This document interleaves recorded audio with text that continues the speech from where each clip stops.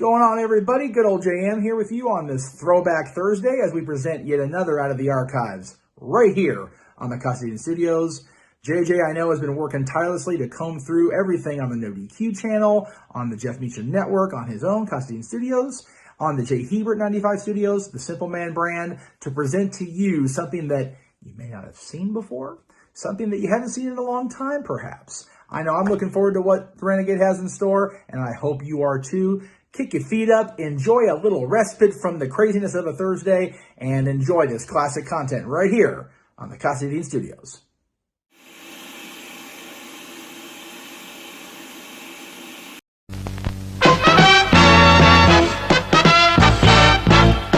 And now, preview time. So let's take a look at what's coming your way.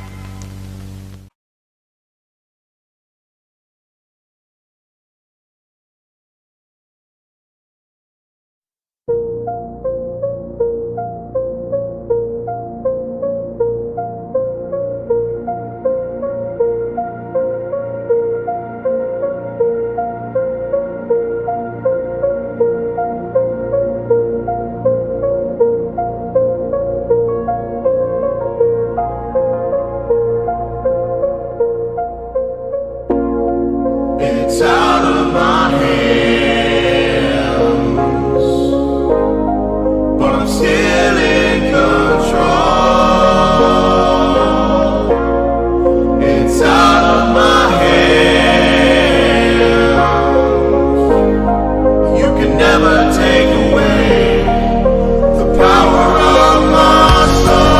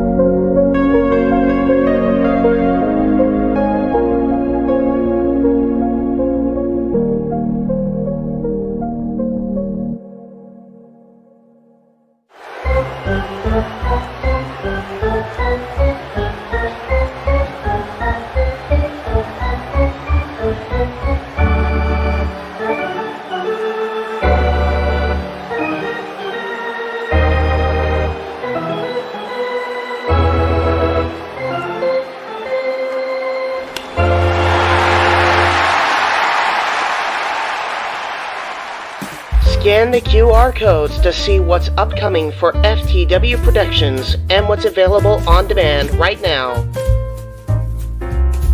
Button Masters Stable Wars entire playlist.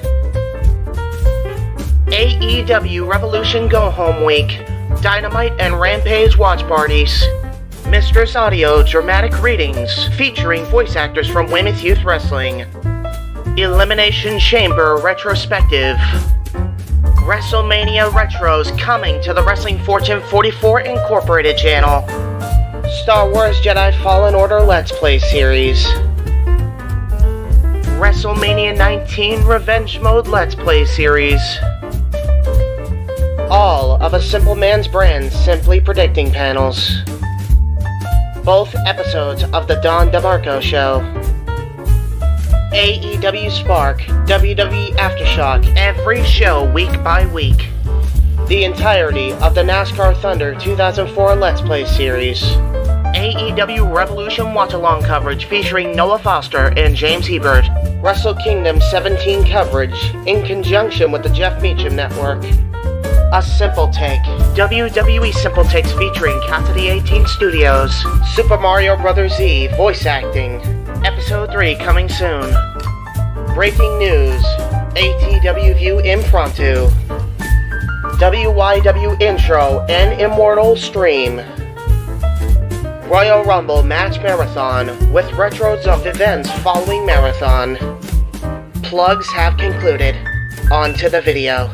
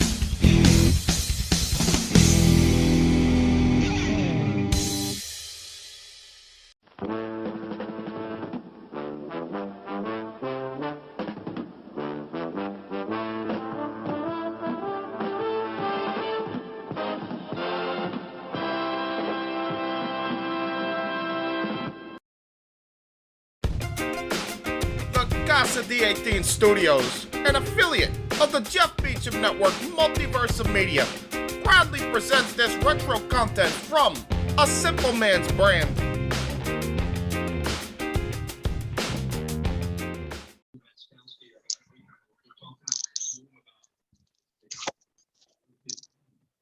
Ladies and gentlemen, on behalf of ATW, we would like to express our deepest condolences towards the passing of Daphne Shannon Spurrill. This is a simple reminder that you are not alone. If you see someone in need, or you feel that you are in need, get the help and make a difference. For life matters every day, and mental health matters too. Thank you.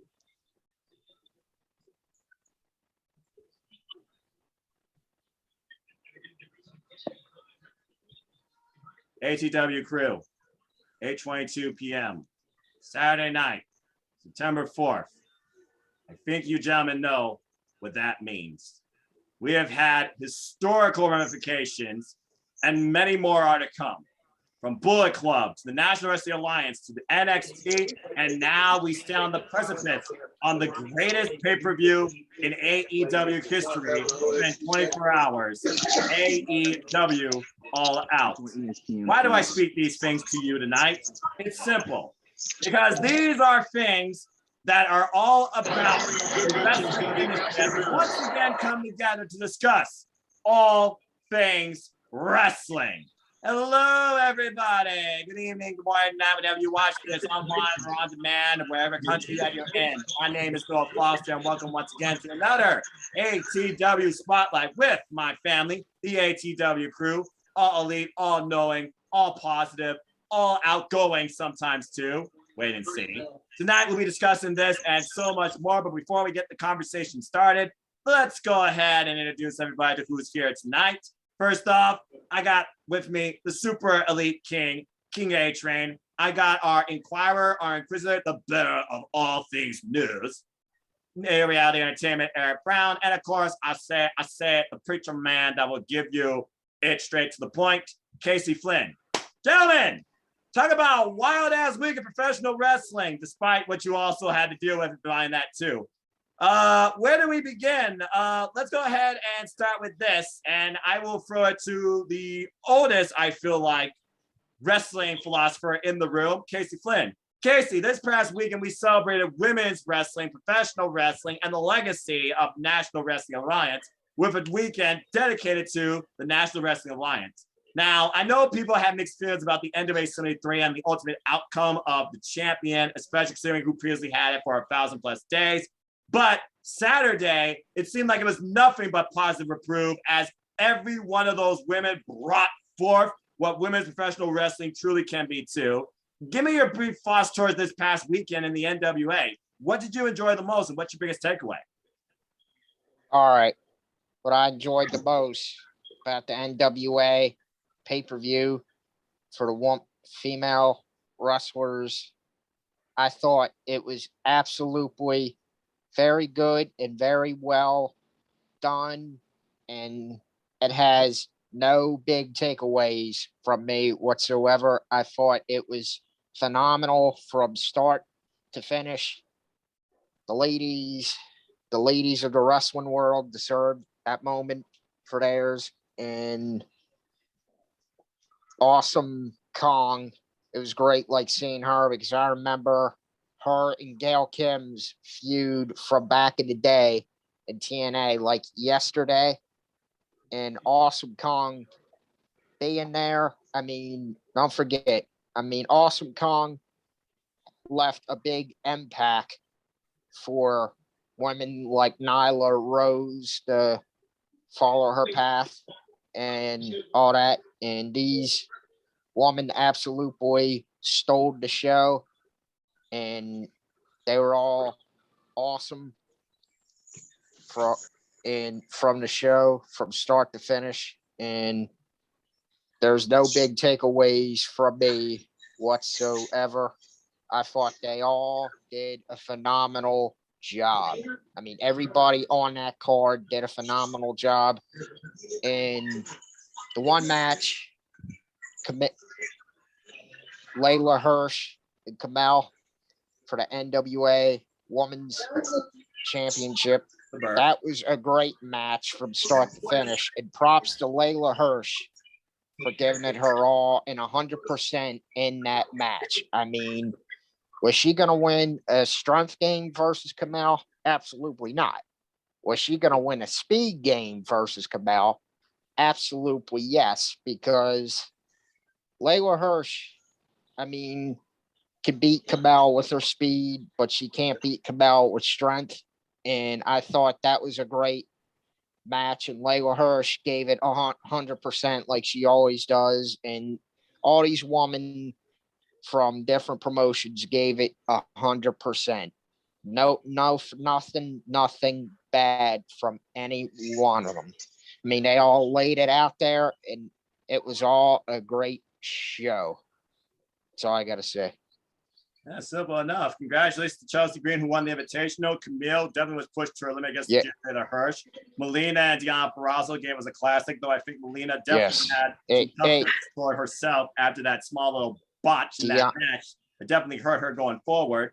And the moment of Gail Kim and Awesome Kong embracing each other after all these years, literally the official retirement announcement from Awesome Kong 2. I couldn't think of a better way for her to go out and her greatest rival. And Mickie James with the opening address about how this is Empower. This is professional wrestling, not just women's professional wrestling. She wanted to bring a whole different perspective to it.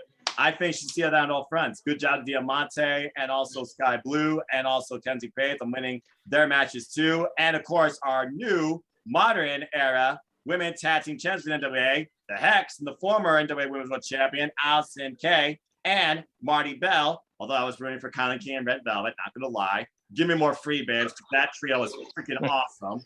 I love the show top to bottom, and Tootie Lynn, Malenko were definitely standouts for me in the Invitational. Those are my brief takeaways. Before we move on to Ric Flair's maybe address, I'm sure someone here is going to talk about this. Anyone else have anything to say regarding NWA Empower? Sadly, I didn't see the show. I was busy dealing with the work stuff. Priorities for passions, my friend. I respect that. King, any thoughts regarding the women's pay-per-view? I didn't get a chance to watch it. I'm busy with family, man. I didn't get a chance to watch it. That's all good. Well, I do hope that you and anyone else who hasn't had a chance to, please put your money towards, you're Googling, into definitely checking out this one-of-a-kind, hopefully per Mickie James' words, annual special. Because for me, it was definitely one of my highlights of the year in professional wrestling in 2021. Okay, as I said before, the only big thing I really got to say about the NWA pay-per-view, Trevor Murdoch, he dethroned Nick Aldis. I couldn't believe it. Nick Aldis holding the NWA World title after 1,046 days. And Ric Flair thanking Vince McMahon, but definitely giving his love note towards why he is professional wrestling, why the NWA is professional wrestling, and of course, his work ethic. So does anyone have any takeaways regarding Ric Flair's address or the NWA pay-per-view? Eric, anything about Ric Flair you want to say? Well, I didn't watch that moment either, but I was like, This is probably Ric Flair feeling like it's 1980 again. It's the 1990s again. It's the 1970s again, when he got to be that young wrestler coming into the NWA and being their champion, representing the company, and feeling like he can go back to that promotion after so many decades and after so many years of its changing and almost dying on like several occasions, to almost being bought out by the WWE, which would have been tragic, because they would have just killed it entirely. Yeah. But to see Ric Flair come back after his little appearance in AAA, featuring his address with Andrade, and also probably pissing off Vince for the fact that his daughter was there, but that's a different subject. And now it's like, this is what I was saying about that moment. I said, like, Ric Flair's gotta feel like he is not 2021 for him. It's the 1970s, it's the 1980s, when all the promotions work together and he can travel anywhere he wanted to. He can go to Japan, he could go to Mexico, he could go to Canada, he could go to the Midwest, he could go to the Mideast of America. And now it's like he gets to relive that again, and now he gets to hang out with his son-in-law with that, and hang out with all these other wrestlers he never got a chance to hang out with. Though I'm still against him coming back for wrestling, since he's been on Death's Door for a number of years now.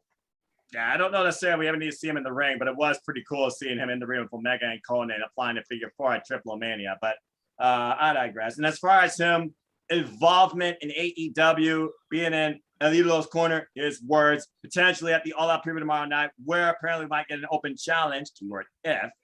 We'll have to wait and see. But I must say, it certainly is different seeing Ric Flair outside the WWE in a whole different ring. 2 different rings so far. Now I'm just waiting for him to show up inside an AEW ring. Then the world can break again. But I digress. Okay, besides that, as we move forward into the week, let's go ahead and talk about the other big thing that we're definitely here about. Now, you guys have been to an eye doctor, I'm sure. You're familiar with, like, you know, the exams where they give you like 1 versus 2. I want you guys to simply tell me which one looks better, but not before I show you both pictures. And then I want to talk, simply talk. Here's number 1. Take a look at it. Embrace it. You see it? Yes, very good. So there's number 1. Yep. I find it to be overly edgy. And now we go to number 2. Nintendo copyright strike. That looked like Nickelodeon. I was thinking Splatoon. That looks like the new Power Rangers logo. Go Power. Go Power Nintendo's Rangers. probably going to sue Go for the Nintendo Power for their usage of Rangers. Splatoon. About to say, yeah, I mean, you got the splat art, and then you got the rip drifts. I mean, all right, let's just call it as we see it, folks. The NXT we know is gone, lost, dead forever. So, Eric, I'm leaving this to you. Your thoughts on the entire evolution or the devolvement of NXT, and then throw it to your list.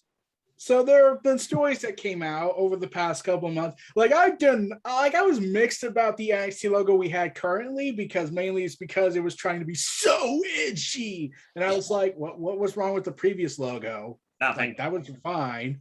But why have all this detail? In fact, it was ripping off that SmackDown 10th anniversary logo. A giant X.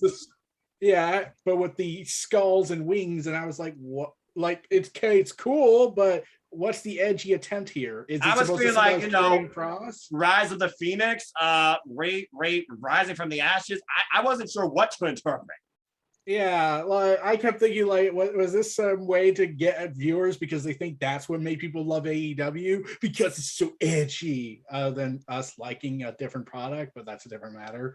Well, yeah, that's a whole different. Yeah, how about that? There have been stuff going around. They've announced they showcased a preview of the new set, which I was like, okay, it looks all right, but the NXT redesign is not my favorite, and well, it's a mess on that. And reports did come out that apparently the NXT officials had no knowledge whatsoever about the design of the logo, and revealing that Kevin Dunn has something to do with it because it's Kevin Dunn and he would do nothing but to hate Vince, to give Vince what he wanted, the utter destruction of NXT. And then also, last but not least, it was announced that Vince McMahon and Bruce Pritchard would be involved in the more major decisions in NXT. They wouldn't be producing it, that was re-clarified, but they would be involved in the more major decisions, regardless of Triple H's involvement. Since Triple H and Shawn Michaels are still said to be involved, but Vince and Bruce are going to call for the big guns. So pretty much it's going to be them co-stamping it pretty much.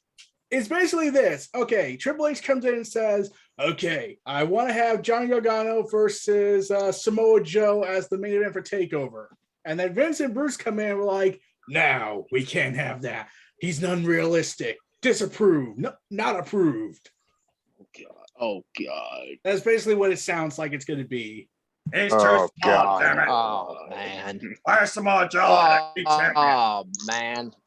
And not only that, there have been rumors going around that NXT UK might be doomed because the funding might be stopping with the COVID support from the UK government.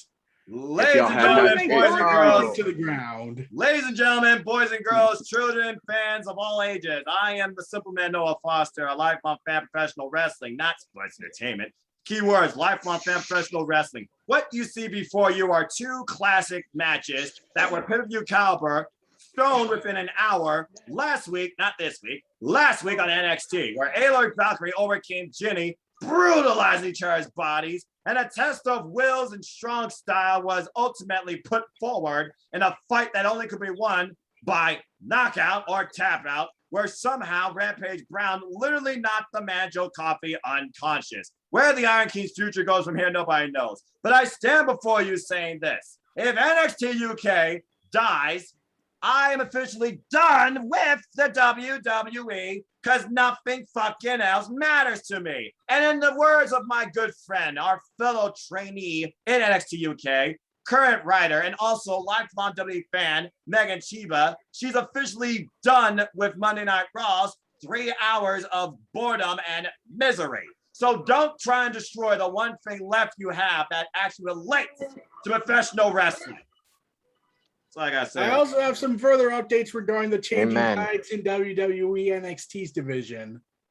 WWE, the global expansion plan for NXT is officially over. They have announced that Japan has been dissolved. Well, so much for that. They're trying to do Kairi Sane is probably out of a job. Just like that. Which means Kairi Sane's probably out of a job since she was supposed to be there for something. Hey, maybe Kairi Holt can go back to Stardom now.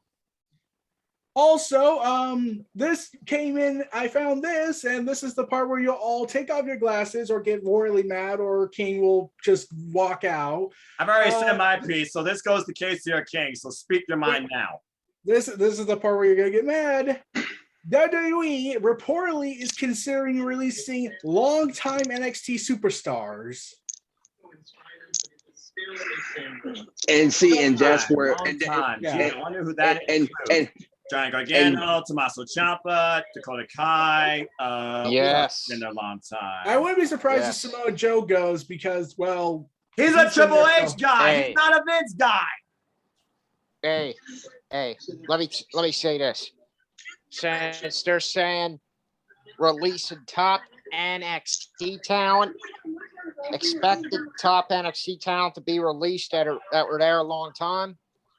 I'm not going to be surprised who's on that list. Folks like Tommaso Ciampa, Johnny Gargano, Dakota Kai, Candice LeRae, even though she's on maternity leave. Congratulations, Gargano, by the way. Exactly. Congratulations to them indeed. And Candice LeRae. Who else? Io Shirai. She's another one. Io Shirai as well. Oh, you gotta also remember WWE's edict now is that we're lessening the independent system. Yes. And instead going to focus more on larger than life, so we can't have small guys. Here's another one. I just thought of this. Pete Dunne. Pete Dunne. Amber Moon. Oh, yeah, right. Oh. Amber Moon. Tommaso Ciampa, Johnny Gargano, Dakota Kai, Candice LeRae, Amber Moon. are a couple of them that's been there a long time. Io Shirai included. Those I see are the top NXT talent that were there a long time that are expected to get released. That's who I see on that list. It was they also released some of the tag teams they have left, if any. Yes. The Imperium on the chopping block. And we know Walter, who is a big guy, does not want to work in the US. He wants to work back home. But the fact that NXT UK crippled the British wrestling industry, if that goes, everyone in the UK is basically screwed. No, we both know that while British wrestling suffered from NXT UK's mere existence, we already know the other thing that destroyed it, and I will not cover that. Nope, don't cover that because I know exactly what you Don't say it because I already know what you're going to say. And also, I'm not going to say it. Let me just say this. Hayon says he quits. Fucks WWE. That's all you got to know. All right. So NXT is doomed. Does anyone else have any further points before we move on to something else? Let's see. No. I think I got a few. Oh, okay. I'm about to say, King, you barely spoke. Go ahead, King. I know. It's just that's been weighing on my mind ever since I heard about the news of NXT talent getting the chopping block. I see some of them getting released, but I also see some of the likes getting demoted, not promoted, demoted folks to the main roster. Like, we've already seen the dark matches that already sent Casey up a wall, but continue. Yep. Yeah, I'm not going to say the name because I don't want to get Casey up and Raleigh. So I'm not even going to say that name. So, but we all know this. I mean, they want to focus on Vince wants to go back to the drawing board. Vince wants to go back to that, let's get big man back in 2021. What worked in the 1980s. He wants to bring that into 2021. And it's just like, you can't make that work. I just remembered. This just came out today. The Olympic gold medalist Gable Stevenson is officially signed. That's right. He did tweet out. He said, I put pen to paper. He is now signed with WWE. Yeah. Good luck, man. And the talent in NXT are reportedly kept in the dark regarding the NXT reboot. Well, I figured that because think about this. How does this affect the champions going forward right now? Raquel Gonzalez, Hit Row, and that entire crew, Isaiah Swerve Scott, MSK, and Samoa Joe. That's your champions in NXT. Oh, wait, that's right. I heard Raquel Gonzalez is now suddenly a face because they just did that. It was like, let's not make a story out of it. Let's just have her turn face out of nowhere. Yep. I haven't watched NXT this past week because of working live. I haven't either. I haven't watched NXT since TakeOver, so I honestly stopped after TakeOver. And again, the only thing that mattered me through that TakeOver was Ilya Dragunov winning the only title that matters to me in WWE, and that is the NXT UK Championship. My God, what a war! Yeah, damn right it was. Yeah, and NXT, I don't know what's going to happen to it because once the 14th comes around, we're going to see the whole new reboot, and I'm going to be like, I feel sorry for those who have to make this a job and have to watch the Vince McMahon version. They're still saying it's going to be Triple H's show, but when you have Vince making those big decisions down there now, it's more like, he's involved, but he's kind of not having the say anymore. Basically, he's powerless. Let's be honest. Everybody in WWE is powerless versus Vince McMahon. Powerless. Ex-heir Nick Khan. Yeah, and also Vince's inner circle. And people pout. Yes. And everyone knows that Kevin Dunn's the one that apparently designed the logo because even people called it out. People were calling it out how the logo is just not that good. And it's basically, and someone on DeviantArt said, I could do it better. And I never went to graphics design in high school and they would be laughed out for it. I never went to graphic design either. And I can make something better than that. You guys know my graphs I make for the crew. The ATW logo that Lex made is better than this. And it's just it sure is. Oh yeah, so is 100%. Far better. Far better. 100%. So the bottom line is this, WWE, thanks for killing NXT. Leave NXT UK alone. You damn sure better provide, the referee just resigned to, you damn sure better provide for their needs. Out to the ATW family, we are ATW. Anyway, that being said, I guess we'll find out what is the future of NXT sooner than later and how many more people will say we were NXT. So before we move on, I'm just going to go around and simply ask you all this. From the Triple H era, these last 7 years, RIP, what was some of your favorite moments in NXT? I'm gonna go way back in time. Go for it. Wait, let's get it. Okay, they had a I don't know if this was intentional, but they kind of had a story going on with the NXT Championship. Okay, so notice how the NXT title went from Seth Rollins to Big E to Bo Dallas to Pac, who also formerly known as Neville there, and then it went to Sami Zayn, who broke the cycle. But the NXT title kind of looked like it was cursed. Think about it. Seth Rollins joined the Shield. Big E joined Dolph Ziggler. Bo Dallas became a delusional heel. Neville became an arrogant person, and Sami Zayn was almost tempted to go to the dark side. Something dark side. I'm not Two-Faced, by the way, folks. It's just highlighting. But yeah, I do get what you're saying. And Kevin Owens, of course, when he became NXT champion, he literally took that thing up against John Cena and beat him clean.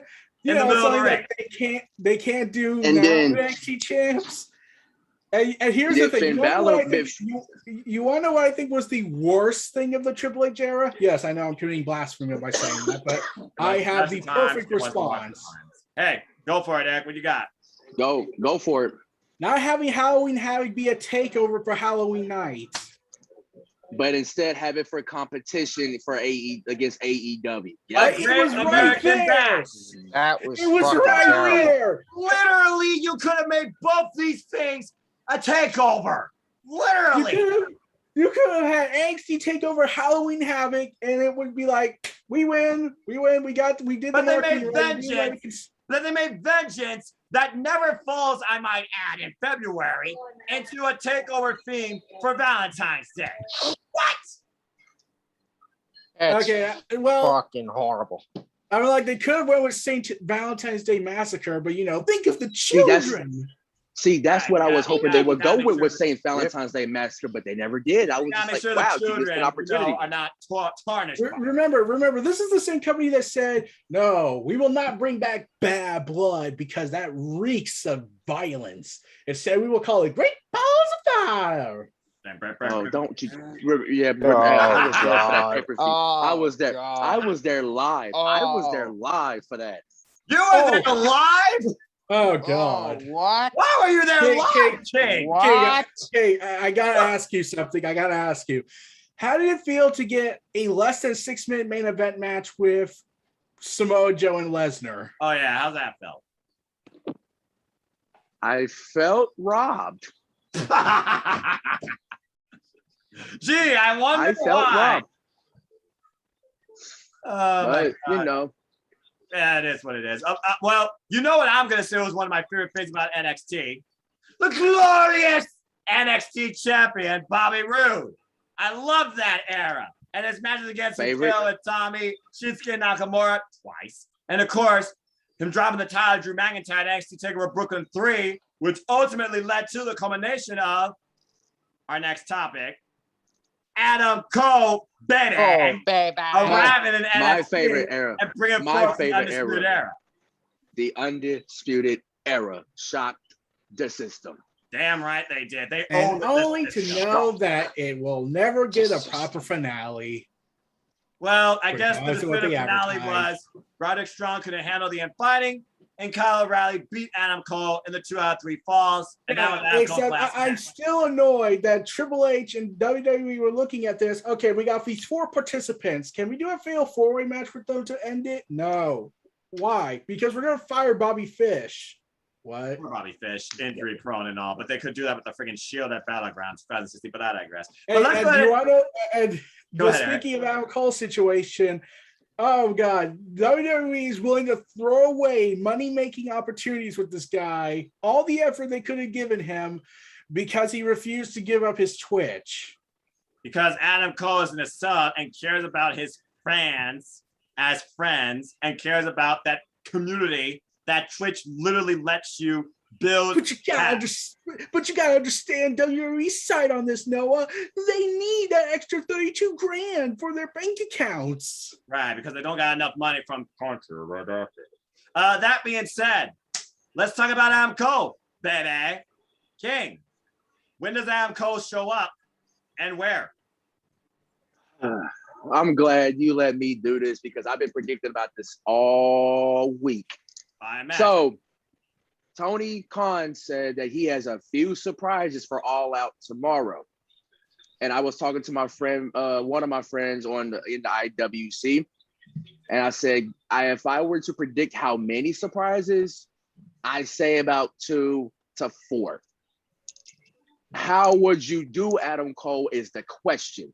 Now, will you debut him in Chicago for All Out tomorrow night? Say, for instance, because the elite, I'll say like in the elite Lucha Brothers Steel Cage match, yes, is to prevent any interference, but you can bring in Adam Cole as well and interfere with the interfere with the elite in the Lucha Brothers match, but if they want to do interference that way, or save him for Cincinnati, you lucky mother. You could save him for Cincinnati for the All Out Fallout.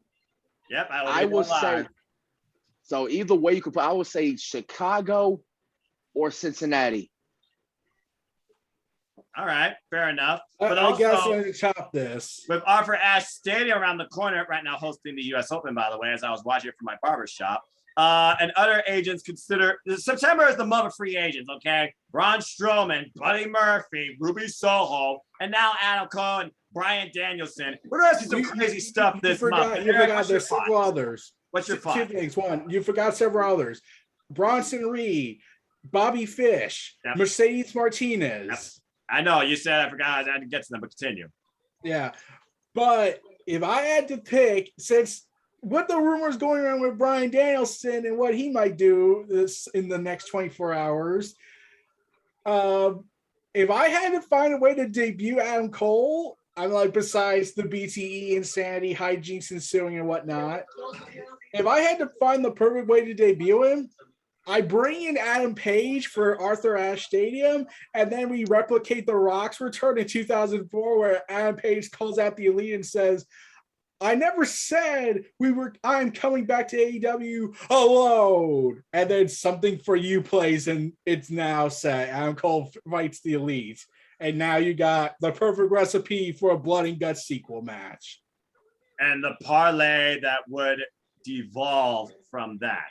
Again, man, get in touch with Tony Khan, get in touch with AEW. You got incredible booking ideas. As we get almost to our main event, Casey, is there anything you would like to add regarding Adam Cole, baby, and his potential return to wherever? All right. What I gotta say with Adam Cole, baby, is I can see him going to AEW, All Elite Wrestling, because he's got a lot of friends there, and folks like the Young Bucks, Britt Baker, and many of others that are there. And Adam Cole, I think there's 100% chance that you are not going to see him at All Out this Sunday night. But if Adam Cole appears at All Out, I am going to be very surprised because I would not expect that whatsoever. I expect Adam Cole to arrive on AEW Dynamite after the Fallout pay-per-view, after the All-Out pay-per-view, botched by me. All-Out pay-per-view. Adam Cole, baby. I mean, thing is, nobody knows what his first storyline is going to be with AEW. I mean, he might show up in AEW as a babyface feuding with the Elite or Adam Cole. Because they poisoned him and killed him. They killed Adam him Cole, early, yeah. Or Adam Cole might go full heel and be with the Elite side, but 100% chance I don't see Adam Cole coming to AEW as a heel to join the Elite, because I see that Adam Cole is going to debut as a baby face and go up against the Elite and the Young Bucks, because what would be a neat storyline reference is had a Bucks in the Elite killed them off in like the beatdown, and Adam Cole coming to AEW for revenge as a babyface against the Elite. And Adam Cole is going to fit right in perfectly with AEW, because he can have instant classic matches with the likes of Pac, Malachi Black, Andrade, Ray Phoenix, Jungle Boy, Kenny, Kenny, by God Omega. Did I say it right? And Casey, you're forgetting something rather important. What? The Forbidden Door access. In the Forbidden. Oh, that's right. The Forbidden Door. And Adam Cole can march anywhere. He can march into Impact Wrestling, start a feud with Christian Cage. There you go. Or he could go to New Japan Pro Wrestling and start a feud with Will Ospreay. And right here in New Japan. You also forget there is another possibility that what they can do with Adam Cole. What's that? How about they don't have him show up in AEW or BTE, but instead they have him show up hanging with the OG. Who are the tactics? Yeah. What's that? You just blew up. You just blew up King's mind. Oh, don't worry. I have another prediction for all out that might blow his mind. Well, but, there was one thing I wanted to mention back on NXT stuff. Also, NXT might get further buried soon, because guys just been teasing about a possible run there. Oh God. Oh man. Oh God. The person that was said to be too toxic even for WWE and their comically evilness. Bill DeMott. No, not him.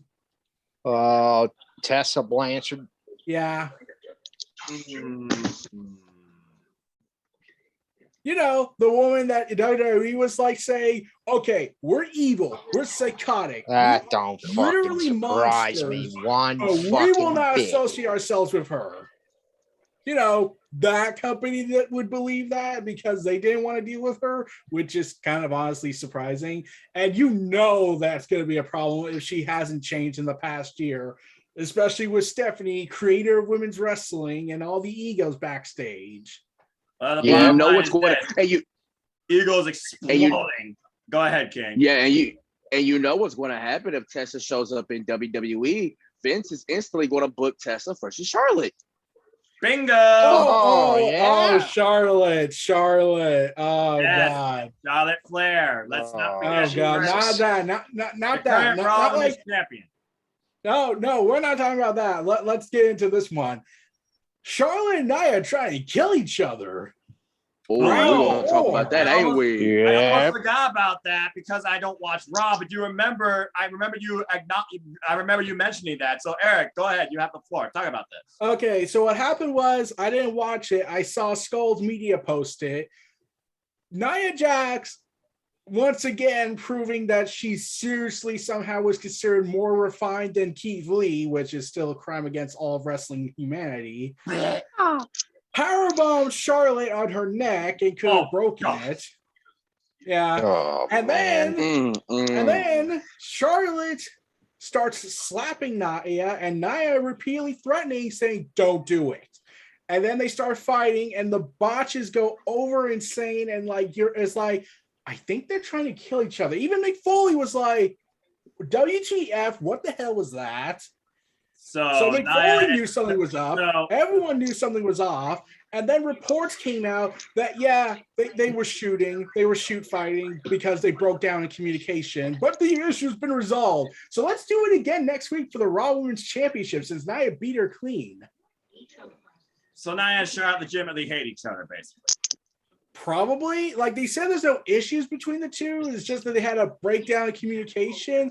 But if I recall hearing this correctly, let me see if I got this right. I think Booker T was trying to defend the incident again. Why am I not surprised? That man's got that man surprise sometimes me. I feel like it's just half blind. But the way I interpret this is people have said that Nia Jax is a work hazard. He is unsafe. But he's related to you the made Rock. a botch, Noah. You called Nia he. How dare you? Did I say he? Yeah. I'm pretty sure I said she. If it No, cut off, I definitely think you said he. How dare you? I'm pretty sure I said she, but it doesn't change the fact that she is a work hazard, and it's been reported many times and said many times by many fans. Oh yeah. Also, should But we of course, mention related to how the Rock doesn't matter.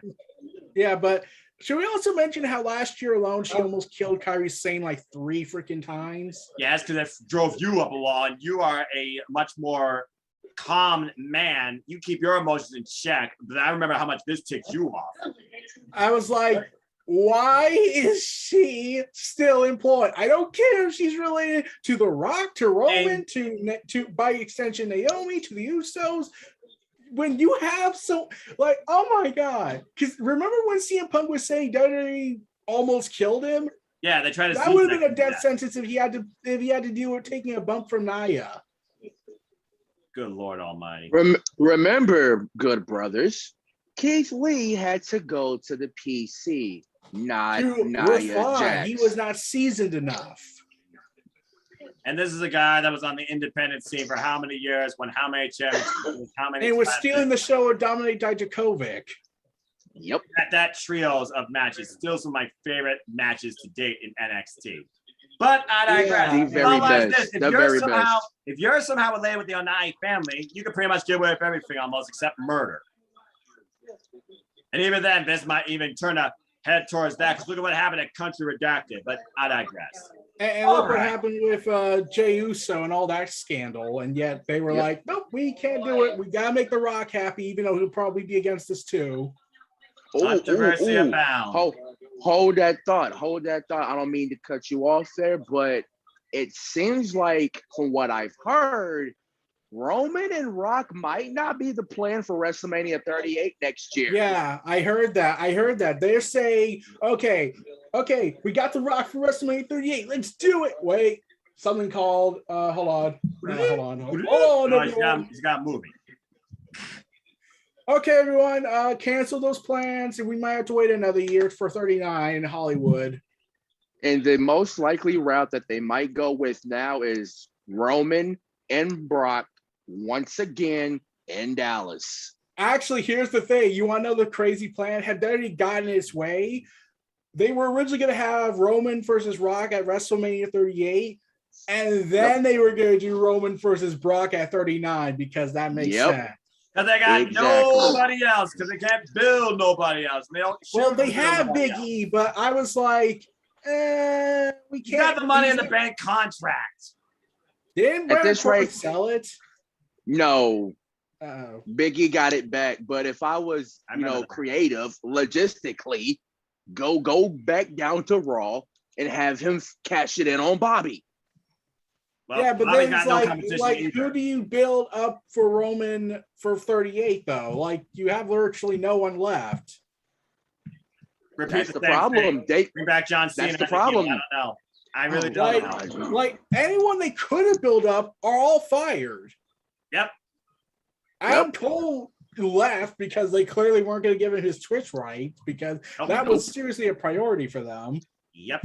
And let's see, Andrade's gone. And here's the thing, I actually pitched an idea. If Andrade stayed and WWE gave him what he wanted, I pitched, hey, how about we do a storyline where Andrade feuds with Roman because Roman's pissed that everyone was talking about Andrade over him because he tried to quit.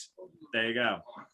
And Roman would be like, no, acknowledge me.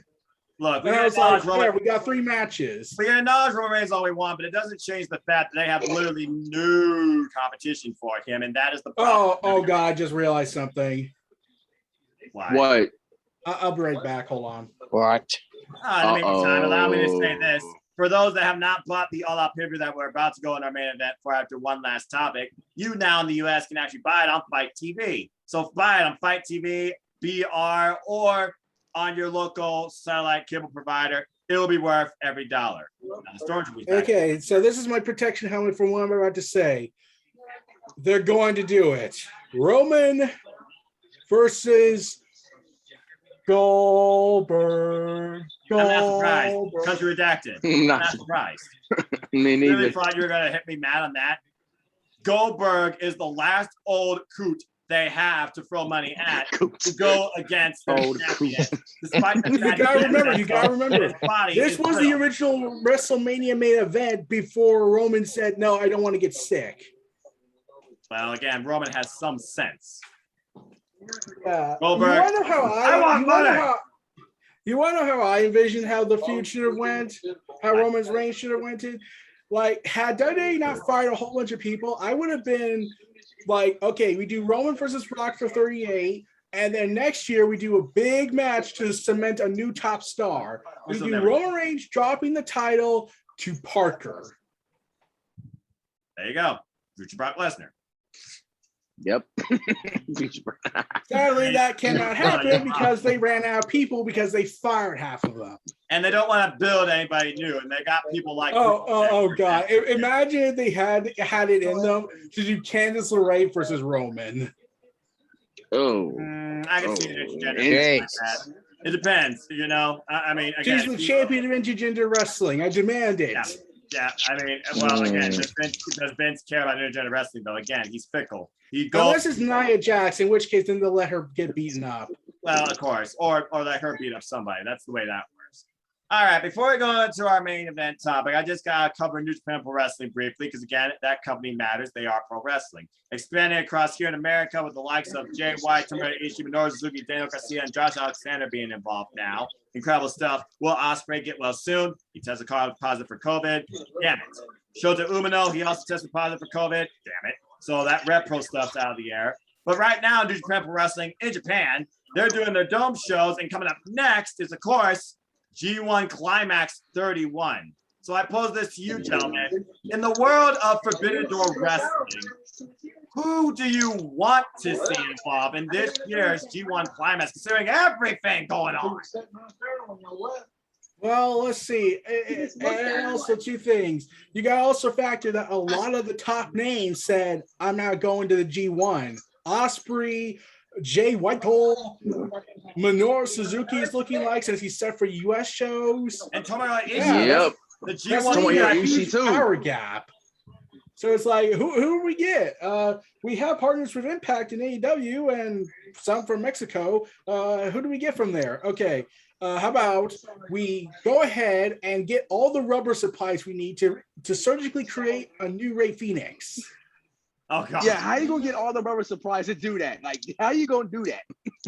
I'm still convinced Rey Fenix and several other wrestlers like Ospreay and Pac secretly have a surgeon removing their bones to replace it with rubber in order to bounce around the way they do. Look, the things that some of these wrestlers, the way they bounce and the strength of some of these wrestlers like Chris Statlander, damn, I can't believe what I see sometimes, all right? But as far as the G1 goes, I'd like to see Josh Alexander, but of course we got Bound for Glory. I don't see that happening. Buddy Murphy was the name I was thinking about too, being a hybrid wrestler like he is. As far as who can win this thing, Jeff Cobb just beat Okada in the freaking MetLife Dome. Yeah, I was shocked about. Well, I wasn't technically that shocked, but wow. Also, speaking of that show, oh God. Oh yeah, I was about to give this to King since he's Bullet Club. King, we got a new member of Bullet Club now. How you feel about show? Bravo. It's about time. It's about time. Thank you. Now we just got to get evil out of there. I need evil out of there ASAP. I need hitmen. I need snipers. I need everybody to get evil out of Bullet Club. For those that don't know, I don't like evil in Bullet Club. But Eric, continue. Also, Noah, there's something I need to tell you. What? There are people hating the Dome show that happened today. Really? What for? Yeah, and it's specifically because they had the quote audacity to have Yano and Chase Owens have the longest match. Oh yeah, which is still weird.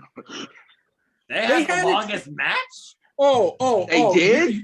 Yeah, let me tell you. Have you watched the show yet? What? I did. I watched the show before. Yeah, I was talking to y'all. Okay, I watched it early this morning. Here's what it is. Okay, so let me tell you the top longest matches. Okay, Show versus Yo by ref's decision, 24 minutes and 41 seconds. Damn. Okay. That's second. That's third place. Hiroshi Tanahashi and Ibushi was 17 minutes and 47 seconds, which is the shortest match of the main event. I can't outside the tag matches. That match felt short, and considering the classics that Ibushi and Tanahashi can put forward, I was shocked by that. That was short. That was really short. Jeff Cobb versus Okada was 27 minutes and 41 seconds. Guess how long Yano and Chase Owens was? I want to say 30. 28 minutes and 3 seconds. That's still crazy, considering it's Yano. And people. My anxiety. But here's the thing. People trash that match on Cage Match. It has a 2.4 rating based off 41 votes, and people are even giving the show a 1 or a 0 rating because they have the audacity to do that. Well, oh my. Here's the way I see it. As a New Japan traditionalist, KLPW goes against what people have known New Japan to be about for literally its near 50-year history. So I understand where they're coming from. It did feel weird to me, but it also felt weird to me that this was not the good, fun-loving Yano. This was the old Yano that used to be with Togi Makabe. He almost literally took Chase Owens' eye out. I was shocked by that. Yeah, but it's just weird for people. Like when I hear Yano, I was like, wait, he had a 28-minute match? That is the weird. Yano that is a comedian and probably everything Vince likes and sees Japanese people being. That Yano had a 28-minute match with a wrestler who actually takes himself fairly seriously, the Diamond Chase Owens. The crown, yeah, and this was not Crown the fun-loving Yano. Again, this was the old Yano that has not been seen since joining Chaos when he betrayed Togi Makabe and joined with Shinsuke Nakamura. Yeah, I was shocked. I think people don't know that because it's been so long, and plus, if people think of Nakamura, they'll think, where did that guy go? Oh, you mean the former King of Strong Style, former IWGP Intercontinental Champion that had the classes with AJ Styles and Kota Ibushi back at Wrestle Kingdoms? Yeah. Oh yeah, that. If we want to talk, if we want to talk NXT related, a former two-time NXT two-time champion. Also, WWE might. I told Noah this, and I told Comic Book Bob this on Twitter. But have you heard what they're going to do to Wrestle Kingdom King and Casey? No. It's Wrestle King. I heard it's about to go 3 nights. Guys, let's just process this real quick. Wrestle Kingdom, the first show, professional wrestling show of the new year every year. The biggest standard bearer, the standard bearer for professional wrestling every year, just extended itself to 3 damn days across 2 venues. What the hell are we going to witness? Yeah, here's the thing about that. When I heard that, I was like, okay, look, there's usually a tradition to this. Wrestle Kingdom, New Year Dash. Now it's Wrestle Kingdom, New Year Dash. Now it's Wrestle Kingdom, New Year Dash. And now you're thinking to yourself, okay, the 2-night system worked. And I liked it when WWE finally went with the 2-night system because, for God's sakes, that was needed. Yeah, and they gave us a 7-hour WrestleMania that lasted until post midnight. That people remember that one? Yeah. Ugh. Anyway, so when I heard that, I was thinking, okay, how are you going to fill up three shows with that? 2 I would get, but 3 Wrestle Kingdom shows, I don't know. If I had to guess, they're probably, I think if they're gonna have to call in everybody. This is gonna have to be a collaborative effort. Or they're gonna have to really tear open the forbidden door and contact all of them. Basically, Gato goes ahead and says this: send out everyone. Yes, what do you mean, exactly. Get everyone? That's what I want. That's what most likely is going to have to happen if you do a 3-night Wrestle Kingdom. You're going to have to call in all. You're going to have to call in all AEW, Impact, NWA, or your Mexican promotion deal you have with CMLL. Bring Jonathan Gresham back for Ring of Honor. What might I add? Jonathan Gresham's going to face Minoru Suzuki later this month. Holy hell! Yeah, yes, he is. And they also have to contact GCW. That, like, if they make the 3rd night basically a celebration event for Forbidden Door nonsense, which I would be all for, then I'll say it's the great show ever. Me too. And also, I could imagine if they do the Bullet Club versus Bullet Club match there. That would make sense. Here's another thing, though. Wrestle Kingdom, 3 nights, not consecutively. Are they still going to do New Year's Dash after, like, the initial, like, Wrestle Kingdom? You got to figure this out. How the hell are they going to make this work? I'm just flabbergasted. Yeah, and now you got to also contend with, 3 Wrestle Kingdoms. Like, it's just weird. Like, I joke this, but I wouldn't be surprised if this happened. WWE's going to hear about this and be like, 4-night WrestleMania. We must one-up them. No. I will not watch that. I will not watch that. No. Like, they make it, like they do that, like they do this. And this is where torture sessions get really big. And this is going to go on YouTube, so I hope they hear this just to see you all despair for the hell of it. Oh, Lord. Friday, Saturday, Sunday, Monday combined with Raw. There you go. The ultimate WWE fan experience. Oh, man. And this is where everyone's going to kill me because I came up with the idea. Oh, and I will just say this. Okay, I know you're all angry at me, but I just have one request. A simple man composed. What you talking about? I request that you all check out my podcast and then follow it. Thank you. Ladies and gentlemen, Eric Brown at Neo Entertainment. Link will be in the description down below. Join and dive into the Neoverse. Okay, so with that being said, we talked about a lot of stuff. The bottom line is this: G1 Climax 31. I expect history. I expect the first-time winner. I expect a Forbidden Door open weight type field. Maybe Ryo Lee makes his return. Maybe Hiromu's involved in it. Because I don't see enough heavyweights alone now in New Japan to make a full 20-man field, I feel like, in my opinion, with some of your biggest names out of it, including the MVP, in my opinion, of the G1 that has yet to win it, Tomohiro Ishii, which already hurts me greatly. I just realized something. What's that? They only have 1 world title in New Japan. What's going to main event the other 2 nights? Oh, I imagine the U.S. title and the freaking. They would have to. I almost wonder if New Japan of America would be involved in this. I don't know. Well, I would expect they would, but like, because it's Hiroshi Tanahashi, but like. It's still too soon to say. Remember, Lance Archer asked the Ace to come to AEW. The Ace. If I was to be a betting man, I wouldn't be surprised if Japan decided to make night 1 and night 2 be Impact and AEW title matches, and have the 3rd night be their creme de la crop. Yep. Pista Resistance. Yep. And you really see the whole world come together. But again, we gotta get through this life right now and this pandemic lifestyle that Japan's going for that's still hurting their audience. You saw how empty that dome was. still that hurt. made me want to cry. I saw it and I was like, this isn't right. This isn't right. I'm glad there's fans, but this just Exactly. It wasn't even right for it at all. But hey, I will say this. It was nice to finally see Stardom get the viewership they deserve on New Japan World. What an incredible tag match this morning. I love Momo Watanabe, man. One of my favorites. That being said, Casey, you've been quiet this whole time. Any thoughts you have regarding Wrestle Kingdom 3 nights and what we've set up to this point? All you've been doing is thinking. and my insanity idea. I know. Like, All right. All right. Wrestle Kingdom for 3 nights. Good Lord have mercy. That's gonna be.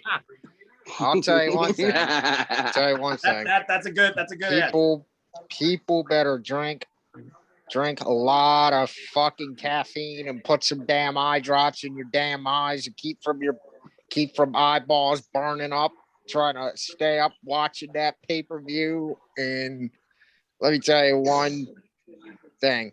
Wrestle Kingdom with 3 nights.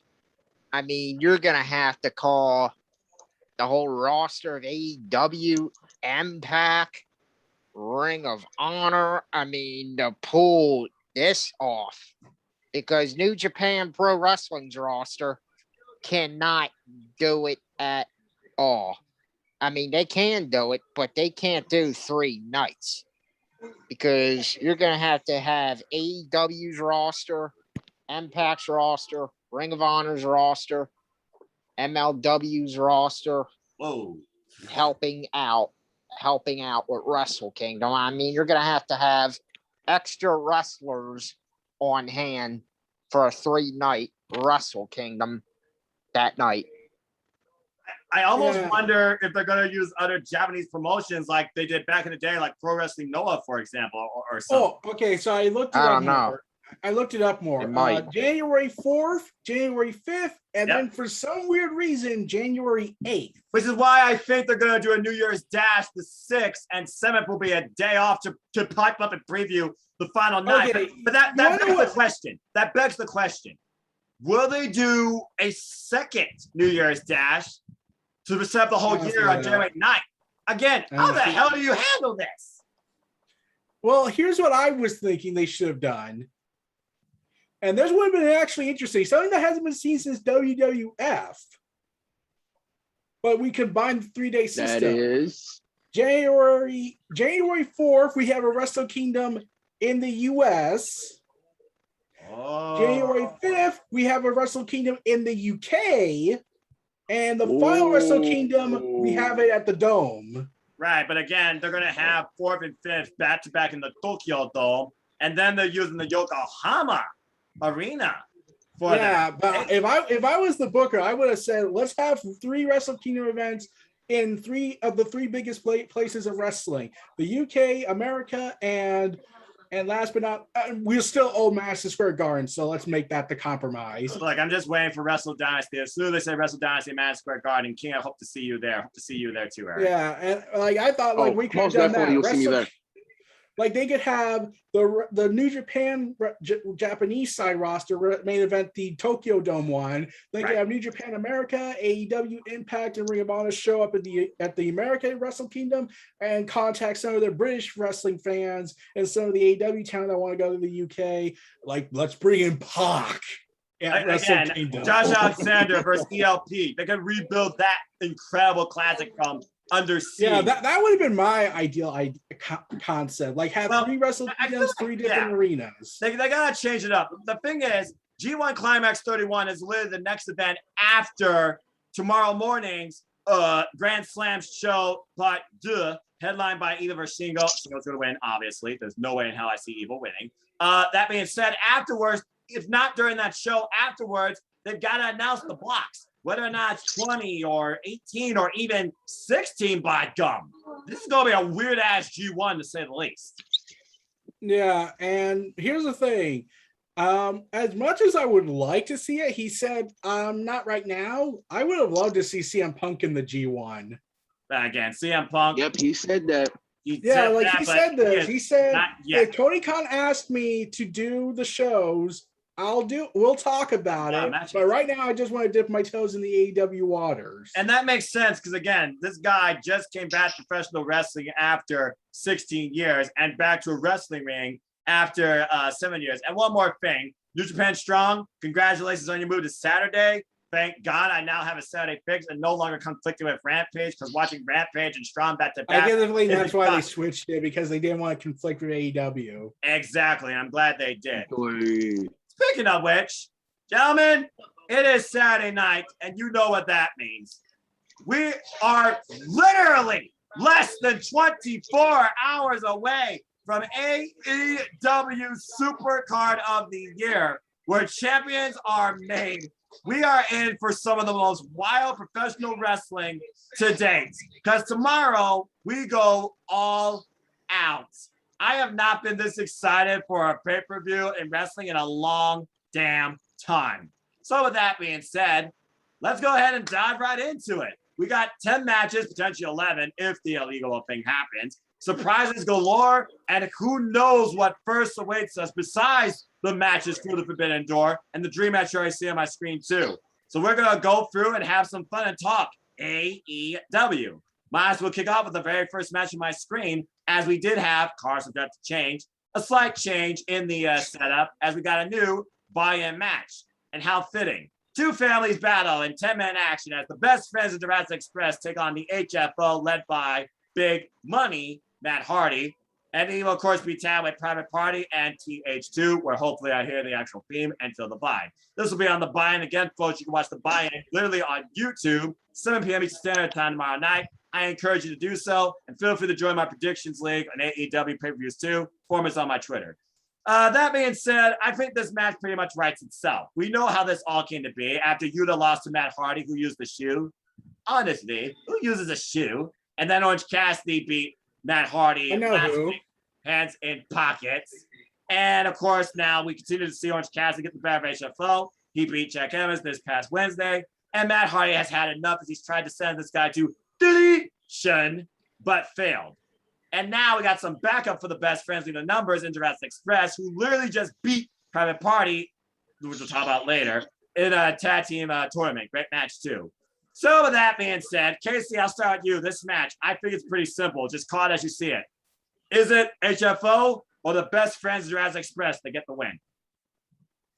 I say it's going to be the best friends in Jurassic Express that is going to pick up the win right here, because this is going to be a great match between HFO and the Jurassic Express and the best friends. And I mean, you never know what the HFO is going to do. I mean, they're going to pull off some heel tactics to try to get the win.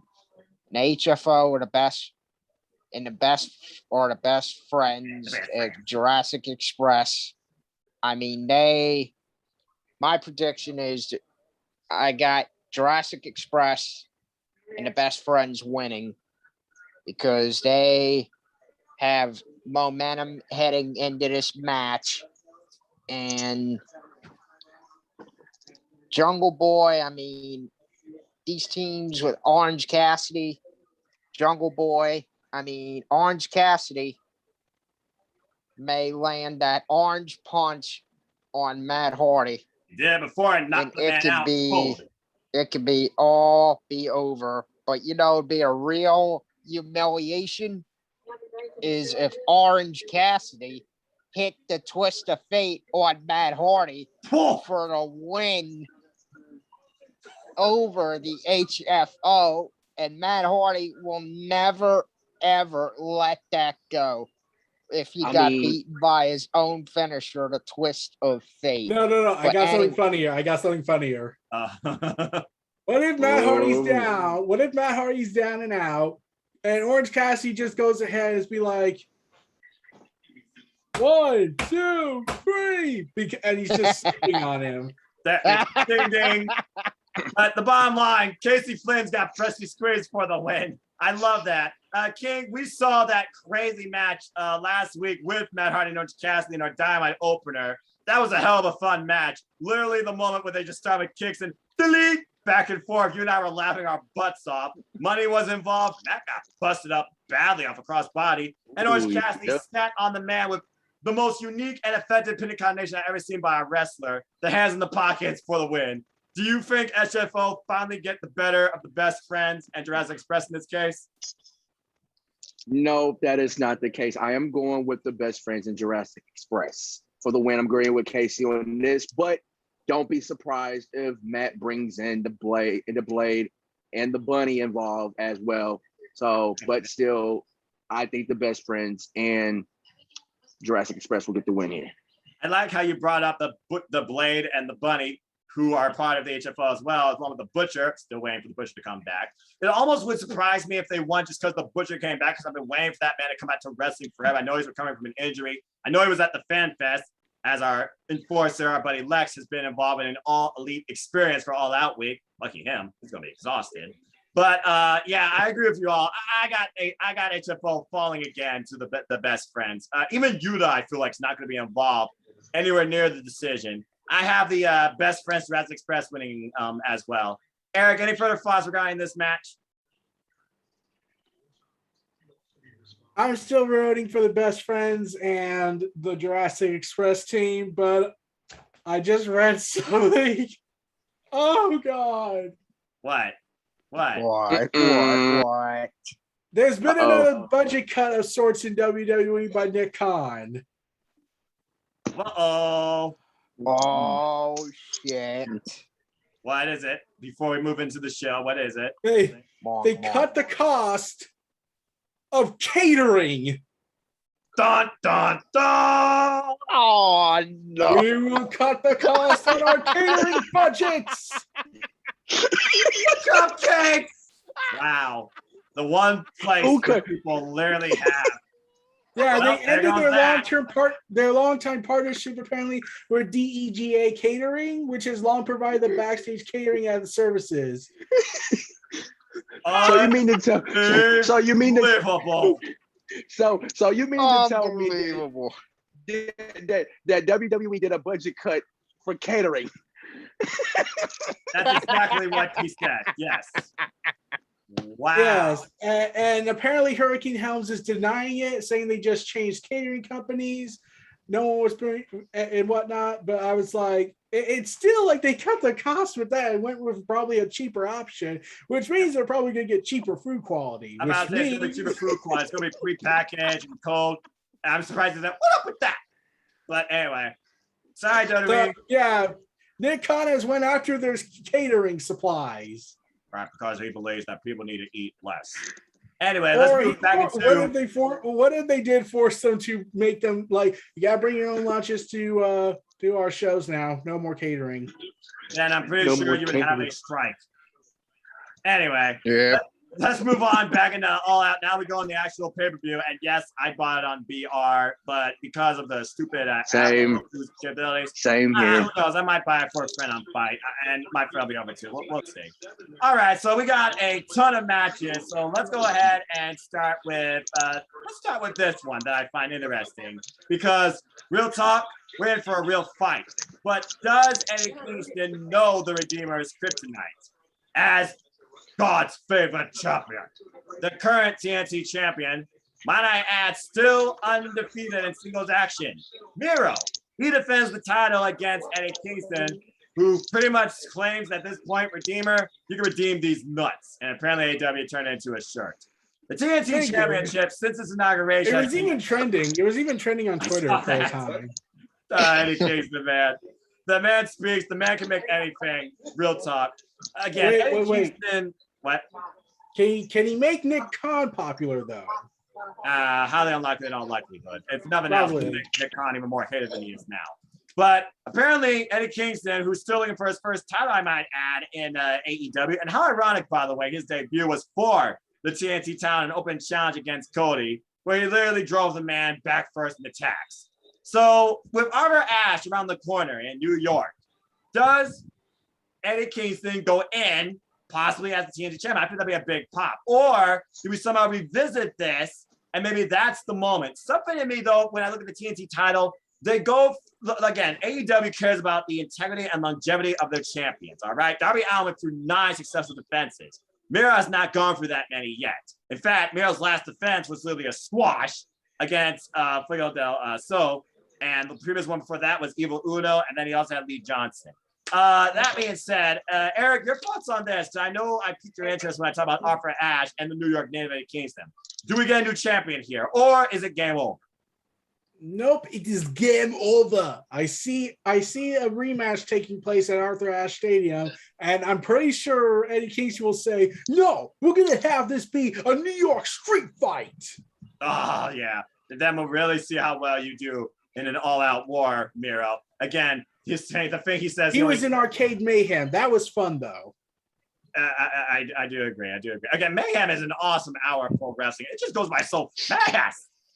I mean, look at what happened this past Friday with Malachi Black and Lee Johnson. Now Dustin confronts the man that leads the House of Black. But I digress. Casey, do we get a new TNT champion, or does Miro basically knock Kingston out?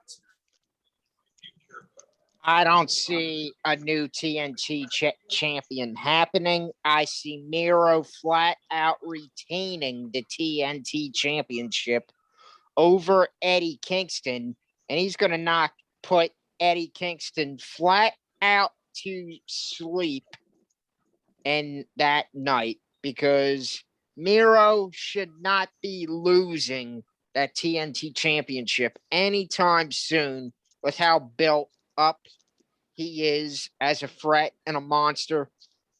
I mean, Miro shouldn't be dropping that TNT title this quick. I see him flat out retaining over Eddie Kingston tomorrow night. But do I see Eddie Kingston getting another shot at Arthur Ashe Stadium? Yes, I do, down the line. And I agree with Eric here. I say Eddie Kingston is going to ask for a street fight in New York for the TNT title versus Miro, or hell, it could be a Falls Count Anywhere match where anywhere it can happen. Pinfalls can take place anywhere. They can take place on Broadway. They can take place in a damn car. They can take place in the hospital. They can take place I got an idea. in a hotel. They can take place anywhere. We don't know. That's true. I got an idea on that. What? How about they have Miro versus Eddie Kingston in a New York Falls Count Anywhere match, but the match lasts the whole show, and we cut to it every single time, seeing them go to different places. We go to where the WWE shop used to be at, just for laughs. We recreate the iconic grocery store fight between Booker T and Stone Cold. Okay, now you're going way too far. Now you're going way too far. And then we go to Broadway Theater and just crash it. To be fair, you got to remember this, gentlemen. TNT Championship matches only go for 20 minutes. Honestly, I can see this fight going to Miro's first ever draw. And I thought that would happen with Lance Archer. It did. Yeah. That's another thing we got to say about the TNT title. Okay? And that's a great way to also preserve the idea that you didn't beat me. The clock beat me. So, honestly, that could be the way they set up the match for Arthur Ashe. But I think we're all in agreement. King, anything further to add? Do you see a new TNT champion? Do I see a new TNT champion? Yeah. No. Miro is going to retain against Eddie, and which I think it will be a hard-hitting physical match between these two. Okay. I want to say I want to see it to be similar to New Japan Resurgence between Ishii and Moose. That's how I feel like it's going to be hard hitting. That's going to be. But also, do I see Eddie Kingston getting another shot in Queens? Maybe. It's home turf. Maybe. Home turf. It makes sense. It is home turf, but rankings. Fast wins and losses matter. Although the singles more so apply to the world title. And Eddie has not been involved in as many singles matches, but I do see what you're talking about. So let me go ahead and pose this to you when you talk about rankings. In the Redeemer's ultimate victory, according to your opinion, who should challenge the Redeemer next, or who should the Redeemer call out. He called it a Kingston out. Yes, he did, which I was hoping we get that match at Arthur Ashe instead of All Out, but that shocked me whenever he called out Eddie for All Out. Yeah. The rankings here as of Wednesday, this past Wednesday, Christian is, the number one contender, 7-0 in 2021. Orange Cassidy, however, is number 2, and he's 14 with 1 loss and 1 draw in 2021. And then you have Darby being 16-2 at number 3. And then you have guess who? Powerhouse Hobbs at number 4 with 14-2. And then you have the Machine Brian Cage at 15-3. It's a long shot, but heck, I might as well just throw it out there. Give me Miro and Brian Cage. Give me that. Machine versus the Redeemer. That'd be interesting how Ricky Starks would feel about Brian Cage holding the TNT Championship versus the FTW Championship. And you really see which title matters, because the FTW title at this point literally has been just a showpiece. At least Brian Cage defended the damn thing. I still feel like that's a match waiting to happen too. Ricky Starks versus Brian Cage for that title. Just saying. But yeah, all in agreement. We all believe in the Redeemer, but Eddie Kingston's going to bring a real fight as he targets his neck. And honestly, Miro might try not to submit the man. He might try to literally make Eddie Kingston eat his own words and maybe beat him via DDT. Who knows? He's got a hell of a Masha kick. But again, I guess we're going to have to wait and see. But good stuff, gentlemen. Good thoughts. All right. Let's go ahead and move on from there into one of our grudge matches for the night. And I feel like, man, with this card, every one of these matches pretty much matter except for this one. But I feel like this one, they just want to get done early. I guess there's some stuff to talk about. Let's go ahead and talk about it. Because, well, you know what I'm about to say. It's Paul White versus QT Marshall with the Factory in his first AEW in-ring match since being part of All Elite Wrestling. But you got to consider this. Will he be 100% knowing what the Gun Club did to him, apparently the surprise of QT Marshall? And will we see a knockout by Paul White himself? He has yet to drop somebody with that fist. He's only done choke slams. And the Factory will be in QT Marshall's corner. I don't know about you all, but this match pretty much writes itself. I feel like just because Paul White has to win this. It's his first freaking match in AEW. Now, whether or not QT is the guy that has to lose every time. Pretty much. Let's face it. He's coming off a feud with the Nightmare family, and he lost to Cody not once, but twice. Literally, the only time he beat Cody was in tag. Hasn't faced Anthony Go-Go, who's still MIA. The only way I see QT Marshall win this is if a Go-Go shows up and knocks out Paul White, and I don't see that happening. I have Paul White winning via KO. Casey, your thoughts in this match? I have, there's no way in hell Paul White is losing his first match in AEW since he's going to be competing as an active wrestler in an AEW ring. I mean, I see Paul White flat out winning this match right here. But with Aaron Solo and many of members of the Factory on the outside, I could see them distracting the ref, and QT Marshall hits Paul White with something that knocks out Paul White, and then he wins 1, 2, 3. Because you never know. QT Marshall may cheat to win, since a lot of heels do that in wrestling. But I like to point out. I see Paul White. But my pick is Paul White to win this one here. Yeah, I think this, like, I can say, like, if there was any match that should have been in the buy-in, it should have been that match, or at least open the show and just like have QT Marshall pull Mark Henry and charge and bam, just like Survivor Series. And the right hand, a big right hand, a knockout. Down goes QT. Down goes Marshall. Yeah, and then that's it. Right. But Eric, do you see the Gun Club being involved here at all? Maybe towards the finish. What do you feel about the Gun Club's portrayal, by the way? I was like, I mean, it would have made more sense if this was during the Nightmare feud. Yeah, I know. This is out of nowhere. And they just... Yeah, and I was like,